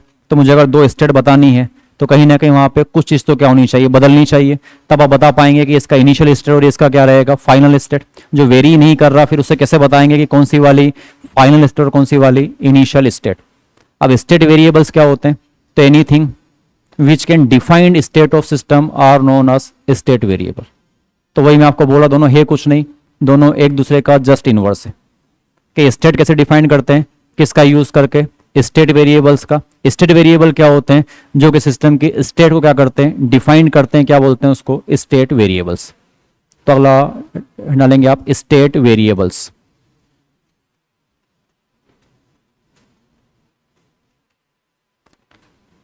स्टेट वेरिएबल्स,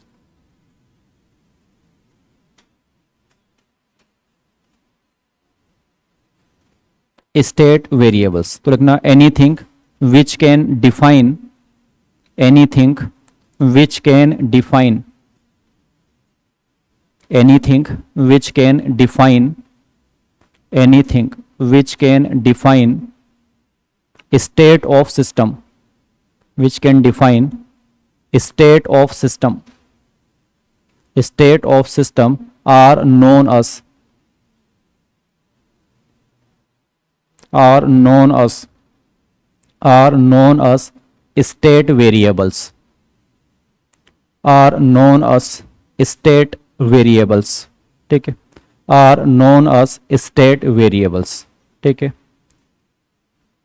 आगे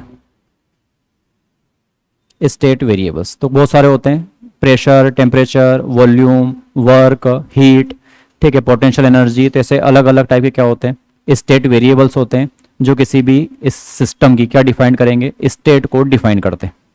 और इन्हीं में चेंज को लेकर आप उसका एक स्टेट से कहाँ जाएंगे, उसमें दूसरी स्टेट में। ठीक है, ये 2 टाइप के होते हैं स्टेट वेरिएबल्स, इधर पाथ फंक्शन या क्या होते हैं, स्टेट फंक्शन। तो लिखना स्टेट वेरिएबल्स, अगला point, state variables, state variables can be, state variables can be, state variables can be path function, state variables can be path function, path function और state function, path function और state function।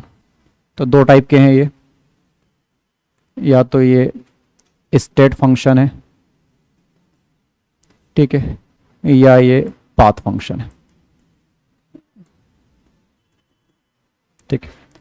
मतलब वही ऐसा variable जो केवल किसके साथ very करे, स्टेट पे डिपेंड करता है, क्या कहलाता है स्टेट फंक्शन, और जो किस पे डिपेंड करेगा, पाथ पे, क्या कहलाएगा वो पाथ फंक्शन, या वो दोनों पे डिपेंड करेगा।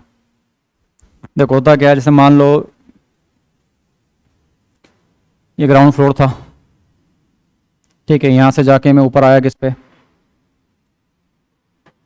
सेकंड फ्लोर पे, ठीक है। तो एक तरीका था सीधे सीढ़ियों से आ गया, मान लो यहाँ लिफ्ट लगी होती तो मैं लिफ्ट से भी आ सकता था, पर दोनों तरीकों में क्या मेरी पोटेंशियल एनर्जी बदलेगी, क्या वो सेम ही आएगी, कि यहाँ पे आपकी जो एनर्जी होगी वो क्या होगी, इस पे और यहाँ पे, तो यहाँ पे आएगी पोटेंशियल एनर्जी कौन सी वाली, फर्स्ट वाली, और यहाँ पे मेरी पोटेंशियल एनर्जी कौन सी, सेकंड वाली। पर अगर वर्क की बात करें तो दोनों केस में वर्क अलग अलग किया होगा। अगर मैं लिफ्ट से आया तो मुझे कोई काम नहीं करना पड़ता, ये नहीं, खैर मान लिया, ठीक। पर अगर मान लो मैं किससे आता, सीढ़ियों से, जिसमें आया भी हूँ, तो सीढ़ियों से क्या करना पड़ा, ज़्यादा वर्क करना पड़ा। मान लो यार नहीं जाना है मेरे को, सीढ़ियों से जाऊँगा तो कुछ ज़्यादा वर्क करना पड़ा, सीधा कूद जाऊँगा, ठीक है, तो कुछ वर्क करना पड़ेगा क्या, फिर तो जो भी है वर्क ऊपर वाला ही करे, ठीक है। तो ऐसे दो चार नाम आते हैं कि जो केवल किस पे डिपेंड करे, इनिशियल और किस पे, फाइनल स्टेट पे, उन्हें क्या बोलते हैं, स्टेट वेरिएबल्स।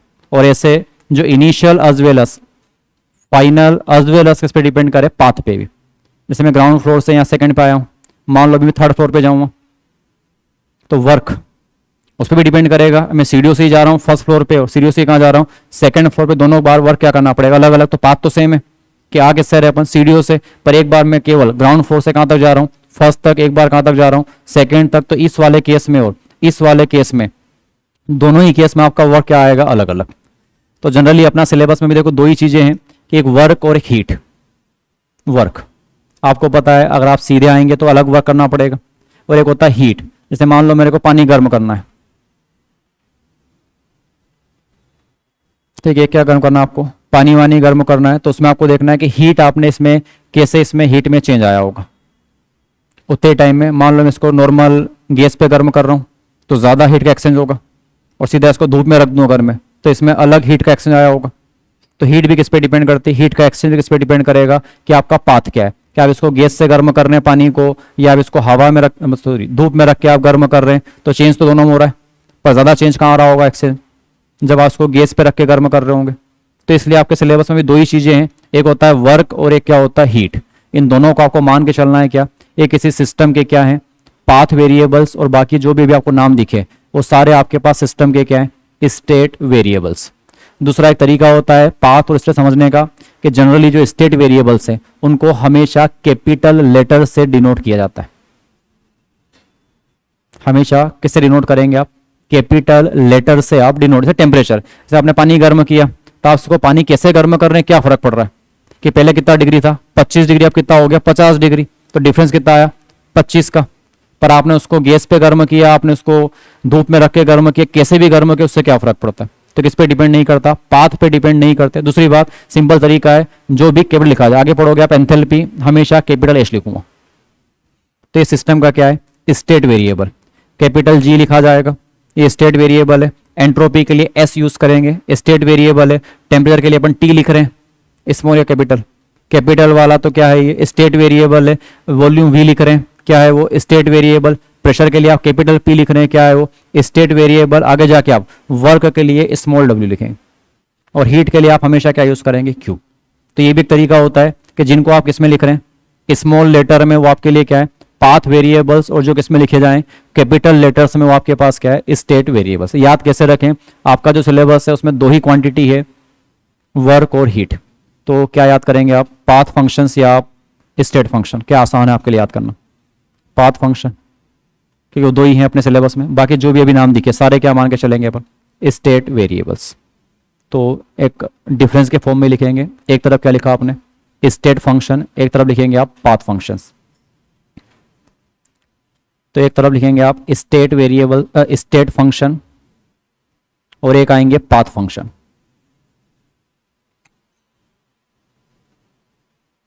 स्टेट फंक्शन और एक आएगा पाथ फंक्शन, लिखना variables variables which only and only variables which state वाले में ना variables which only and only variables which only and only depends on variables which only and only depends on initial and final state of system only and only depends on initial and final state of system initial and final state of a system ठीक है। और उधर लिखेंगे किस पे depend करेंगे, path पे या दोनों पे, तो केवल पाथ पे डिपेंड नहीं करते, किस पे डिपेंड करते हैं, इनिशियल फाइनल अज वेल अज किस पे डिपेंड करते हैं, पाथ पे, उन्हें नाम क्या दिया गया, पाथ फंक्शन। तो लिखना variables which are depends on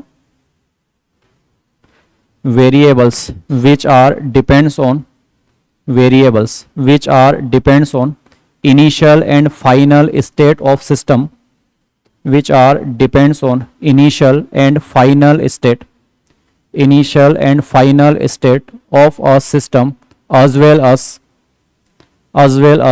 path followed by a system as well as path followed by a system as well as path followed by a system। तो जो केवल इनिशियल और फाइनल पे डिपेंड करते हैं वो स्टेट वेरिएबल्स हैं, जो पाथ पे भी डिपेंड करते हैं वो आपके लिए क्या है, पाथ वे इस फंक्शन से। ठीक है, दूसरा पॉइंट स्टेट वाले में लिखना state functions are denoted by state functions are denoted by capital letters. ये डिफरेंशिएट करने का तरीका है, कभी कभार इससे भी काम चल जाएगा आपका। तो लिखना state functions are denoted by capital letters. और इधर लिखेंगे पाथ फंक्शन में path functions are denoted by small letters. Path function are denoted by small letters. ठीक है, एग्जाम्पल स्टेट वेरिएबल के बहुत सारे हैं। ठीक है, तो एग्जाम्पल लिख लेना temperature, pressure, volume, enthalpy, entropy, Gibbs free energy, etc।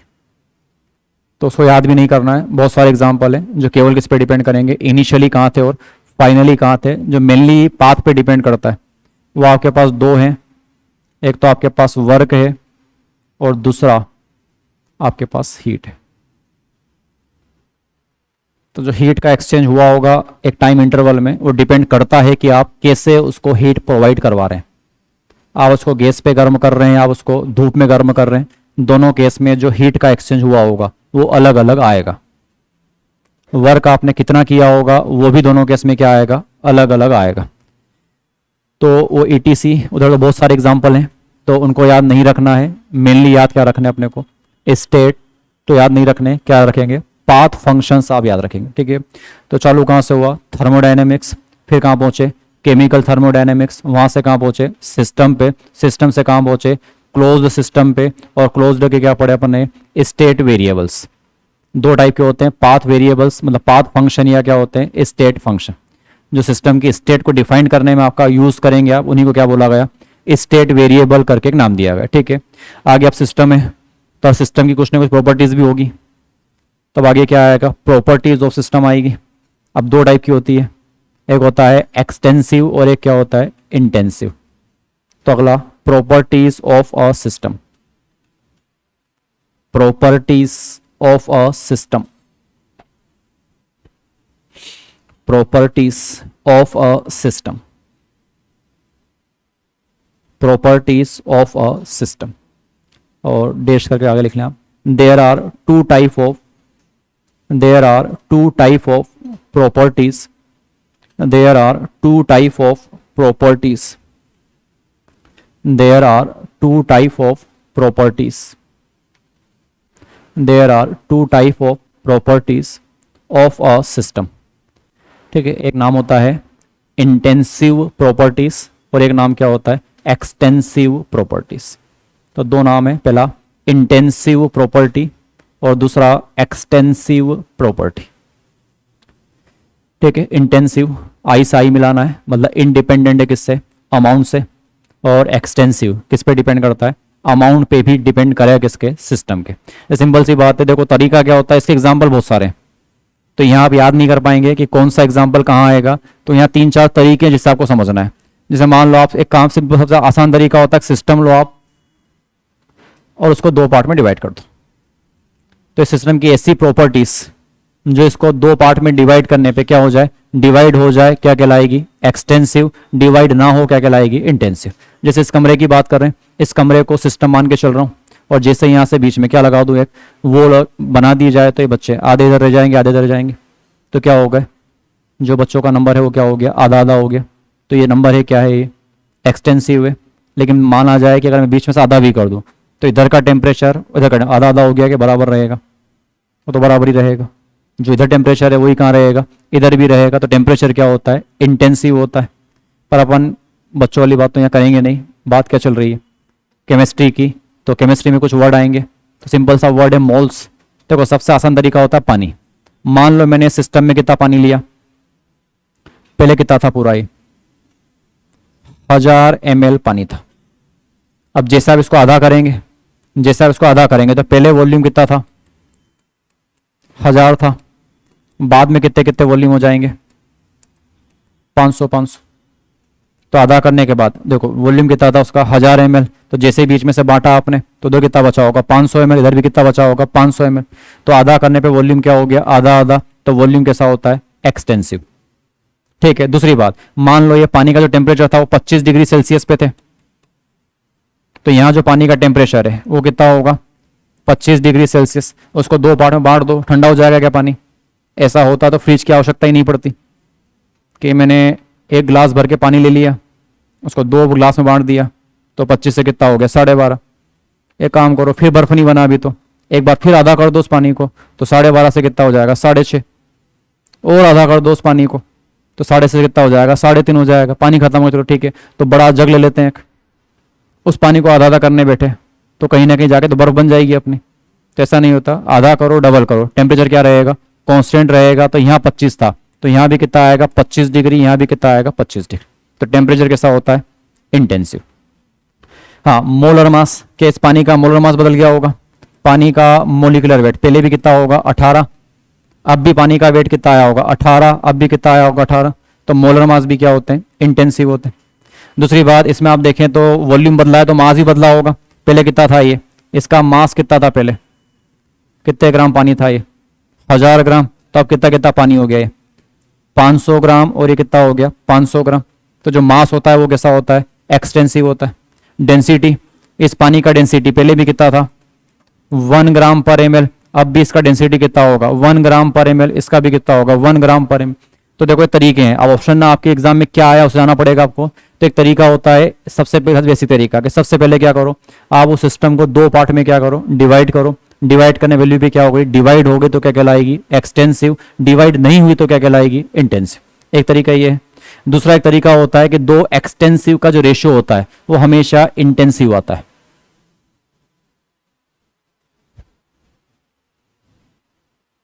देखो डेंसिटी का फॉर्मूला क्या होता है,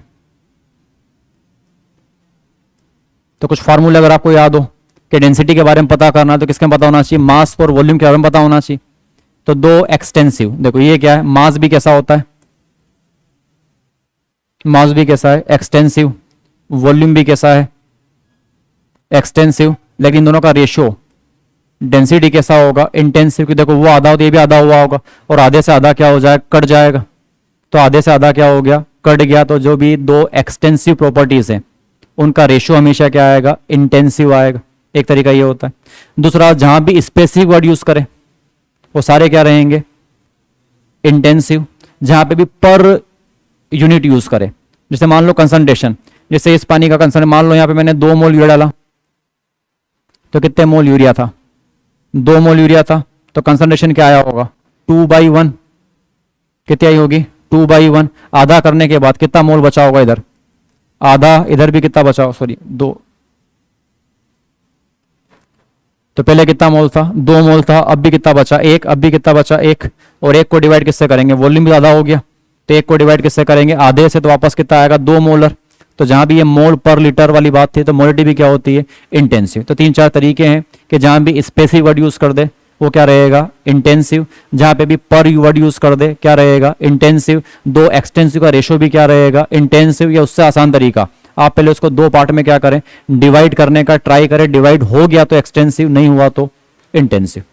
और होते क्या है, एक्सटेंसिव, इंटेंसिव, ऐसी प्रॉपर्टीज जो उसके अमाउंट पे डिपेंड करती है क्या कहलाती है, एक्सटेंसिव, और नहीं करती क्या कहलाता है, इंटेंसिव।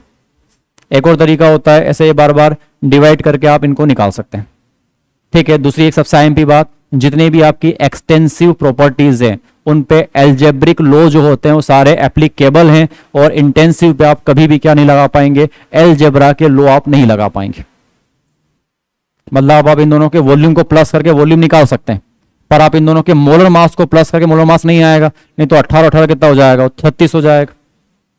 तो ऐसी कुछ चीजें हैं, एडिटिव और नॉन एडिटिव वाली बात है कि जितने भी एक्सटेंसिव हैं वो सारे कैसे होंगे, एक्सटेंसिव, एडिटिव होंगे, और जो इंटेंसिव है वो नॉन एडिटिव नेचर के होते हैं, क्योंकि एडिशन एक एल्जेब्रिक प्रोसेस है, और ये सा मेन रूल है कि एक्सटेंसिव के लिए क्या नहीं लगा सकते, सॉरी इंटेंसिव में क्या नहीं लगेंगे, एलजेब्रा के लॉ फॉलो नहीं होते, और एक्सटेंसिव में एलजेब्रा के लॉ लग जाते हैं। तो अपने को बस ये 2 हेडिंग और लिखनी है, एक्सटेंसिव और क्या, इंटेंसिव।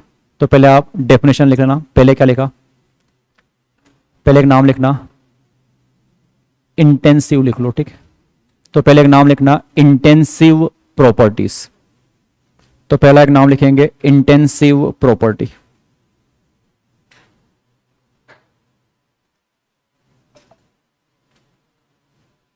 इंटेंसिव प्रॉपर्टीज, तो लिखना प्रॉपर्टीज ऑफ सिस्टम, इंटेंसिव लिखा ना पहले,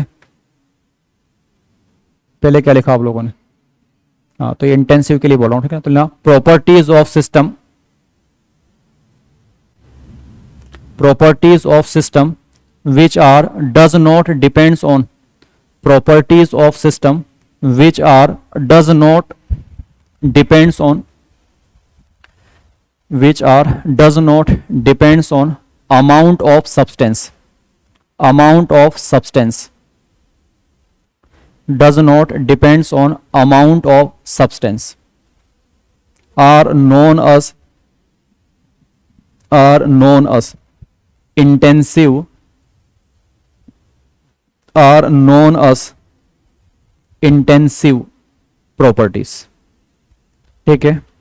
एग्जाम्पल लिखिए, आप बहुत सारे बोल रहा हूं, पर वही कह रहा हूं, देखो याद आप नहीं कर पाएंगे, क्योंकि मैं जो बोल भी रहा हूं तो जरूरी है क्या कि वही आएगा एग्जाम में। तो ये तो आपको जो 4 ऑप्शन दिए हुए हैं क्वेश्चन में, थोड़ा आपको वहां सोचना पड़ेगा कि क्या आधा करने पे आधा हो जाएगा कि नहीं होगा, ठीक है। तो सबसे पहले नाम बोल रहा हूं मैं, पर आप थोड़ा ट्राई करना कि आएगा कि नहीं आएगा, ठीक है। क्या लगता है, नंबर ऑफ मोल्स, एक्सटेंसिव या इंटेंसिव, नंबर ऑफ मोल्स, अगर आप आधा करेंगे तो मोल भी आधे हो जाएंगे, तो नहीं आएगा, लेकिन क्या आएगा, मोलर मास। तो सबसे पहला लिखेंगे आप molar mass, molar mass, example लिखेंगे आप मोलर मास। मोलर मास के बाद लिखेंगे आप डेंसिटी, डेंसिटी, डेंसिटी नहीं बदलेगी ना, डेंसिटी, डेंसिटी के अलावा ऑल कंसंट्रेशन टर्म्स, जितनी भी कंसंट्रेशन टर्म्स सारी क्या है, इंटेंसिव। तो अगला लिखेंगे आप all concentration terms, all concentration terms. अगला लिखेंगे आप, हाँ उसमें सब आ गई, molarity, molality, normality, mole fraction, weight by weight, weight पर सब, तो सारी क्या होती है, उसी में आएगी, किसमें, इंटेंसिव में। तो ऑल कंसंट्रेशन टर्म्स, ठीक है। उसके बाद आप लिखेंगे टेम्परेचर, टेम्परेचर, वॉल्यूम आएगा कि नहीं आएगा, वॉल्यूम नहीं आएगा। प्रेशर आएगा कि नहीं आएगा, प्रेशर, एक्सटेंसिव है इंटेंसिव है, प्रेशर इंटेंसिव है। जैसे अपन यहाँ किस बैठे हैं अभी, एक एटीएम पे बीच में दीवार लगा दूंगा तो आधा एटीएम तो नहीं हो जाएगा, नहीं तो आप थोड़ा समस्या आ जाएगी आपको, या तो आप फैल जाएंगे या आप सिकुड़ जाएंगे, ठीक है ना। एक एटीएम होना बहुत जरूरी है, तभी अपन जिंदा हैं, नहीं तो रह नहीं पाएंगे, ठीक है। तो अगला लिखेंगे प्रेशर, प्रेशर के बाद लिखेंगे वेपर प्रेशर, प्रेशर, प्रेशर के बाद लिखेंगे वेपर प्रेशर, वेपर प्रेशर के बाद लिखेंगे boiling point, boiling point, boiling point के अलावा होता है freezing point, boiling point, boiling के बाद फ्रीजिंग पॉइंट। कलर, कलर कैसा होता होगा, किसी सॉल्यूशन का कलर आधा कर देंगे, बदलेगा कि नहीं बदलेगा, नहीं बदलेगा तो कलर। तो अगला लिखिए आप कलर। पीएच बदलेगा कि नहीं बदलेगा, पीएच ऐसा हो सकता है क्या, पीएच बदलेगा क्या, नहीं तो कोई दिक्कत नहीं। NaOH है अपने पास 12 पीएच वाला, उसको 2 पार्ट में बांट दो तो क्या एसिड बन जाएगा, वो रहेगा तो क्या वो बेस ही रहेगा। तो अगला पीएच, पीएच। अभी आप इलेक्ट्रोकेमिस्ट्री पढ़ेंगे तो वहां एक आपको नाम मिलेगा इलेक्ट्रोड पोटेंशियल, तो वो भी लिख लें आप। पीएच के अलावा electrode potential, electrode potential. Electrode potential के बाद लिखें आप स्पेसिफिक हीट ना, जहां भी ये स्पेसिफिक तो बहुत आसान है, जहां भी आपको वर्ड दिख जाए क्या स्पेसिफिक, वो तो हमेशा इसी में आता है, ठीक है, लिखवाऊंगा बाद में भी स्पेसिफिक हीट। और अब ETC करके छोड़ दो, वो तो बहुत सारे अभी, और 15 मिनट अपना इसी में चला जाएगा एग्जाम्पल लिखते लिखते। ETC। अगला लिखेंगे आप, ये क्या थे, इंटेंसिव। अगला लिखेंगे आप एक्सटेंसिव।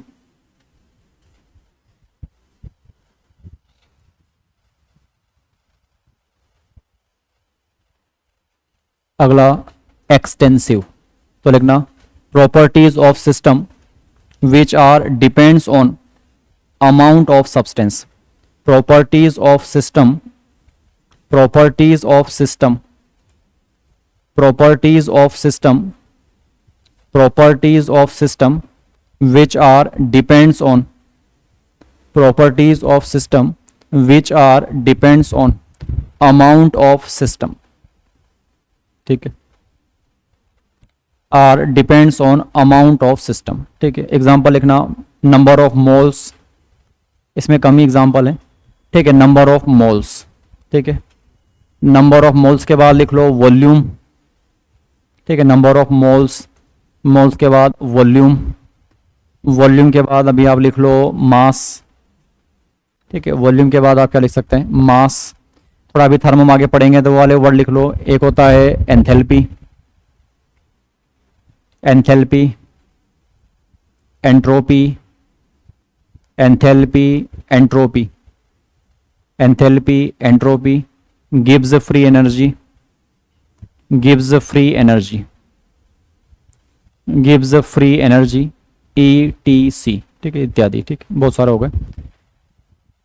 और ना सा तुक्का मारना हो तो इंटेंसिव के साथ ही जाएंगे ना, क्योंकि ज़्यादातर प्रॉपर्टीज इंटेंसिव बहुत ज़्यादा है, एक्सटेंसिव की लिमिट थोड़ी कम है, ठीक है। मेन बात अपन कैसे पहचानेंगे, तो सिंपल तरीका है कि सिस्टम को हाफ करने पे जो प्रॉपर्टीज क्या हो जाए, हाफ हो जाए, वो क्या है एक्सटेंसिव, और जो अनचेंज्ड हो वो क्या रहेगी इंटेंसिव, ठीक है। तो अगला पॉइंट लिखेंगे, ये तो हो गए डिफरेंसेस, कैसे समझ में आता है, तो उसके 3-4 पॉइंट है।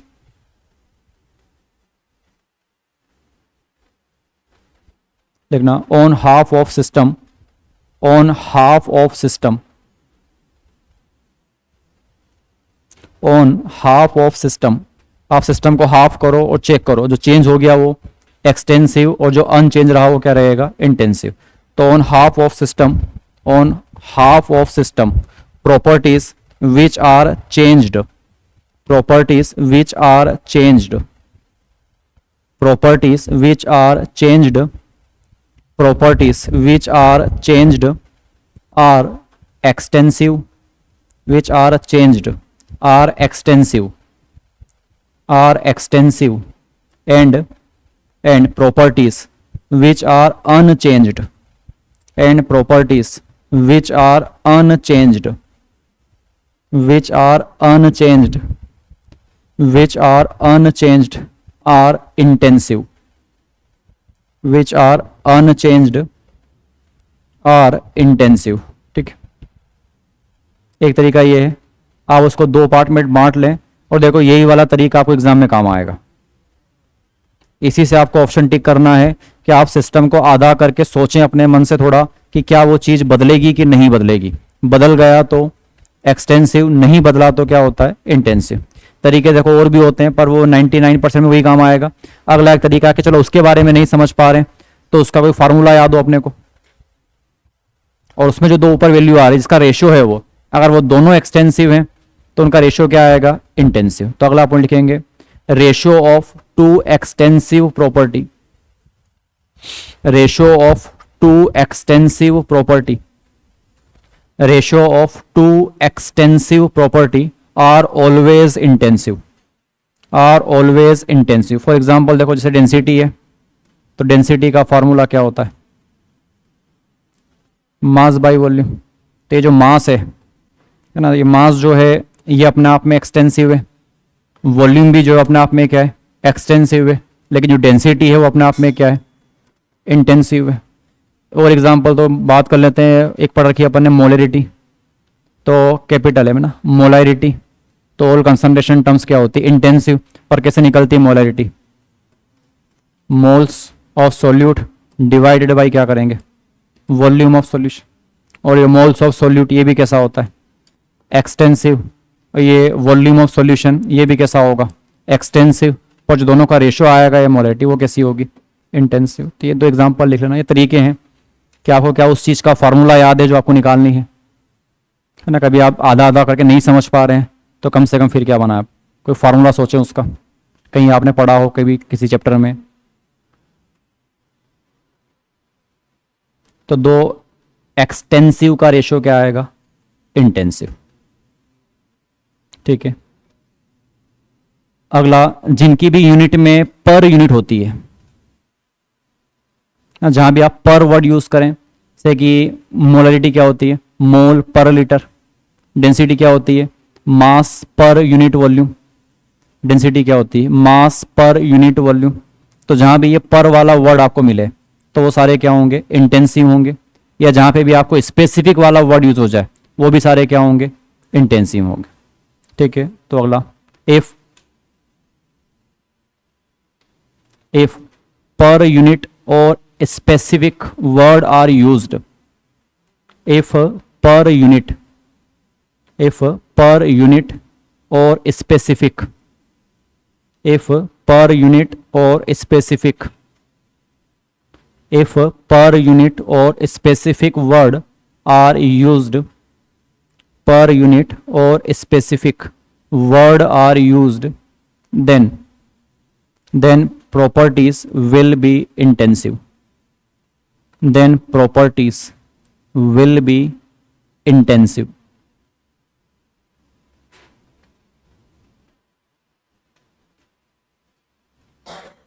ठीक है, तो ये कुछ याद रखना आपको। आगे जैसे मैंने लिखा था वो स्पेसिफिक हीट, तो उसके नाम में क्या आ रहा है, स्पेसिफिक वर्ड आ रहा है, तो वो किस में आएगी, इंटेंसिव में जाएगी वो। ठीक है, दूसरी बात, एक सबसे बड़ी काम की चीज़ वो इलेक्ट्रोकेमिस्ट्री में काम आएगी कि कौन से एडिटिव होते हैं और कौन से नॉन एडिटिव होते हैं। तो एक्चुअल में एडिटिव वाली बात नहीं है, बात है अलजेब्रा के लॉ की। तो जितने भी अलजेब्रिक लॉ हैं वो एप्लीकेबल हैं एक्सटेंसिव के लिए, बट आप किसी भी इंटेंसिव में अलजेब्रिक लॉ नहीं लगा सकते। ठीक है, तो लिखना अगला पॉइंट, अलजेब्रिक लॉ, अलजेब्रिक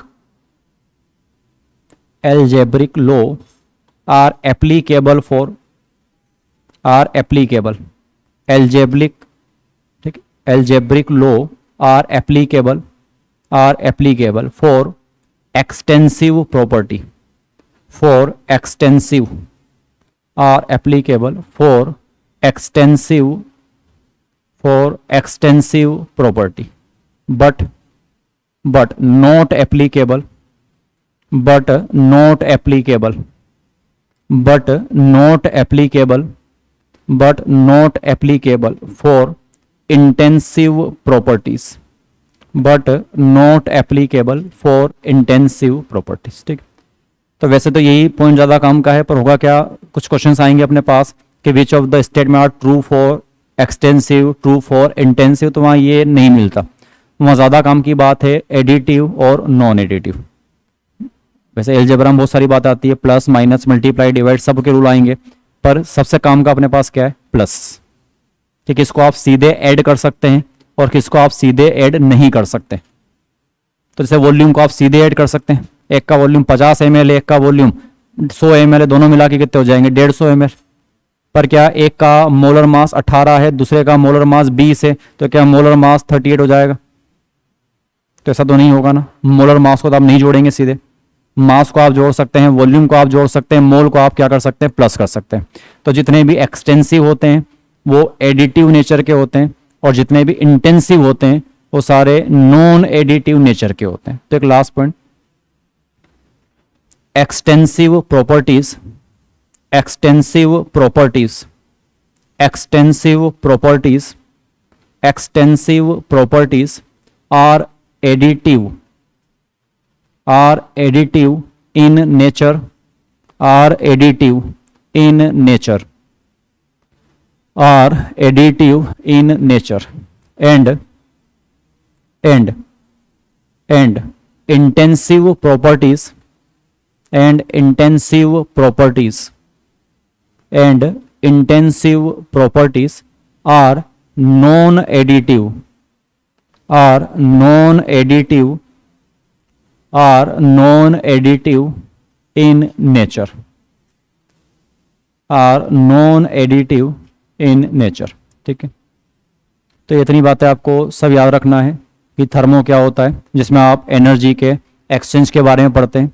उसमें से भी आपको पढ़ना कौन सा है, केमिकल थर्मोडायनेमिक्स। ठीक है, क्या क्या प्लस पॉइंट है, क्या क्या माइनस पॉइंट है, तो आपको बताएगा फिजिबिलिटी के बारे में, आपको बताएगा लॉ ऑफ थर्मोडायनेमिक्स के बारे में, आपको इंफॉर्मेशन देगा ये एनर्जी के एक्सचेंज के बारे में। पर ये क्या नहीं बता पाएगा, ये कभी भी रेट ऑफ रिएक्शन के बारे में कुछ नहीं बताएगा आपको। दूसरी बात, ये हमेशा बात करेगा मैक्रोस्कोपिक बातें, ना कि किस पे चलेगा, ये माइक्रोस्कोपिक बातें नहीं करता। उसके बाद सिस्टम, जिसमें आप इन्वेस्टिगेशन करते हैं वो सिस्टम है, उसको छोड़ के दुनिया का सारा पार्ट क्या है, सराउंडिंग है। उन दोनों को सेपरेट करने वाला बाउंड्री है। बाउंड्री के अलग अलग टाइप हैं, conducting, non conducting, rigid, flexible, और उसके अलावा रियल और क्या मिलेगी, इमेजिनरी। सिस्टम के आपने 3 टाइप देखे, ओपन सिस्टम, क्लोज सिस्टम और आइसोलेटेड सिस्टम। आइसोलेटेड और एडियाबेटिक 2 वर्ड में डिफ्रेंशिएट करना आना चाहिए कि आइसोलेटेड में किसी भी फॉर्म में एनर्जी का एक्सचेंज नहीं होता, और एडियाबेटिक में केवल और केवल हीट के फॉर्म में क्या नहीं कर पाएंगे, एनर्जी को एक्सचेंज नहीं करेंगे। उसको क्या बोलते हैं, एडियाबेटिक प्रोसेस। वहां पे आगे भी नाम आएगा कल, क्योंकि कल अपने को प्रोसेस पढ़नी है कि इस सिस्टम से कहाँ पहुंचे, दूसरी वाली स्टेट पे तो कैसे ले गए होंगे, तो उस ले जाने वाले रास्ते को क्या बोलते हैं, प्रोसेस। तो प्रोसेस के 4-5 नाम आएंगे, isothermal process, adiabatic process, isochoric process, isobaric process, और एक आपको मिलेगा साइक्लिक प्रोसेस। तो ये 5 टाइप की प्रोसेस है। तो कल तक यहाँ से क्वेश्चन एग्जाम में आया भी है, तो यहाँ से आपके एग्जाम में क्वेश्चंस चालू होंगे। पर आगे थर्मो पढ़ने के लिए आपको ये सारे टर्म्स थोड़े अच्छे से पता हो, system, surrounding, boundary, state variables क्या होते हैं, जो कि सिस्टम के स्टेट को क्या करते हैं, डिफाइन करते हैं। 2 टाइप के, स्टेट फंक्शन और पाथ फंक्शन। अलग अलग एग्जाम्पल याद रखना है। पाथ फंक्शन के 2 ही एग्जाम्पल हैं अभी आपके पास, वर्क और हीट। और एक और तरीका स्मॉल लेटर और कौन सा, कैपिटल लेटर वाला तरीका है कि स्मॉल में लिखा तो पाथ फंक्शन, कैपिटल लिखा तो क्या बनेगा, स्टेट फंक्शन। उसके बाद आगे 2 प्रॉपर्टीज आई सिस्टम की, एक एक्सटेंसिव होती है और एक इंटेंसिव। इसका एग्जाम्पल रटेंगे नहीं आप कभी भी, क्योंकि देखो आप रट भी दो जो मैं लिखवाए, पर मान लो नहीं आया टेस्ट में एग्जाम में, तो फिर आप मेरे को बोलोगे, तो मैं पहले ही लिमिट सेट कर दूं, रटना नहीं है आपको। जो 4 आपके एग्जाम में आए हैं उसको ऐसा बीच में से काट देना ना, पता चले, सब मन में काटना नहीं, पता चले आधे ऐसे हैं कि क्या लिखा हुआ है, मोल, ये काट दिया सर बीच में से, तो उधर बचा एमओ, इधर क्या बचा एलई। तो ये दोनों क्या है, अलग अलग। तो सब में ऐसा आ रहा है सर, ये तो सारे ही क्या हो गए, तो एक्सटेंसिव हो गए, तो सब बदल गए। तो ऐसा नहीं होता है, थोड़ा सोचना कि एक कंटेनर लेना। और सबसे आसान तरीका क्या, पानी, क्योंकि पानी के बारे में बहुत कुछ पता है आपको कि पानी का मेल्टिंग पॉइंट, पानी का डेंसिटी, पानी का फ्रीजिंग पॉइंट, पानी का वेपर प्रेशर। आगे जाके एक नाम मिलेगा आपको ऑस्मोटिक प्रेशर। क्या लगता है आपको क्या होता होगा ऑस्मोटिक प्रेशर, एक्सटेंसिव या इंटेंसिव? ऑस्मोटिक प्रेशर अभी सॉल्यूशन में आएगा आगे चैप्टर में। तो किसी का ऑस्मोटिक प्रेशर वो एक्सटेंसिव है या इंटेंसिव? से फार्मूला है ऑस्मोटिक प्रेशर का कि पाई इक्वल्स टू MRT। तो ये आधा करने पे आधा नहीं होती है, R भी आधा करने पे आधा नहीं होता है, और टेम्परेचर भी आधा करने पे आधा नहीं होता है। तो अगर ये सभी आधे करने पे आधे नहीं होते हैं तो वो भी आधा करने पे आधा नहीं होगा। तो ये ऑस्मोटिक प्रेशर, ये भी क्या मिलेगा आपको, इंटेंसिव। तो देखो नया नाम यही आ गया, ऑस्मोटिक प्रेशर। मैंने नहीं लिखा आपको एग्जाम में, और हो सकता है आपके टेस्ट में क्वेश्चन आ जाए किसका, ऑस्मोटिक प्रेशर का। तभी तो लिमिटेशन है, जब तक आप पूरा केमिस्ट्री नहीं पढ़ लेते, बहुत सारे अलग अलग चैप्टर्स में अलग अलग वर्ड आएंगे, तो आने में कुछ भी आ सकता है। तो अपने को हमेशा डिवाइड करके ही देखना है। हो सकता है चारों के बारे में इमेजिन नहीं कर पा रहे हैं, पर कम से कम 3 के बारे में कर पा रहे हैं, और लग रहा है कि 3 में से आंसर नहीं आ रहा है, तो ऑब्वियसली कौन सा आंसर आएगा, चौथा वाला। उन 3 में से कोई आंसर लग गया आपको कि यार ये आएगा तीनों में से, तो वही आंसर, चौथा वाला नहीं सोचना आपको। तो ऐसा एग्जाम्पल रटना नहीं है, बस अपने को थोड़े से उनको डिवाइड कर करके सीखना है। यहाँ तक एग्जाम में क्वेश्चंस नहीं आते हैं, पर सारी चीज़ें काम की हैं आपको, नहीं तो आगे दिक्कत आएगी। अब कल से इसमें मेन स्टार्ट होगा प्रोसेसेस, कि एक स्टेट से दूसरी स्टेट में गया है तो कोई जादू करके तो नहीं गया है, कुछ ना कुछ तो क्या किया होगा, एनर्जी का एक्सचेंज किया होगा, और कैसे किया होगा, कौन कौन सा स्टेट वेरिएबल बदला होगा, क्या नहीं बदला होगा, उसके 4-5 नाम लिखने हैं, ठीक है। तो बाकी अब कल देखेंगे, ठीक है। क्लास की टाइमिंग आपकी ना, आज मैं आपको 1 बजे छोड़ रहा हूँ, क्योंकि मेरा टारगेट यहीं तक का था, प्रोसेस मेरे को कल लिखवानी थी। बाकी आप मान के चलें कल से आपकी क्लासेस का टाइम परफेक्ट 11:30 से 1:15 तक की क्लासेस है आपकी ना, परफेक्ट 11:30 पे क्लास में आऊँगा, ठीक है। आप पानी वानी पीने का काम अभी थोड़ा बंद रखें 2-2.5 महीने, ठीक है। एग्जैक्ट 11:30 से 1:15 आपकी क्लास का टाइमिंग है, ठीक, अगले 2 महीने दिवाली तक।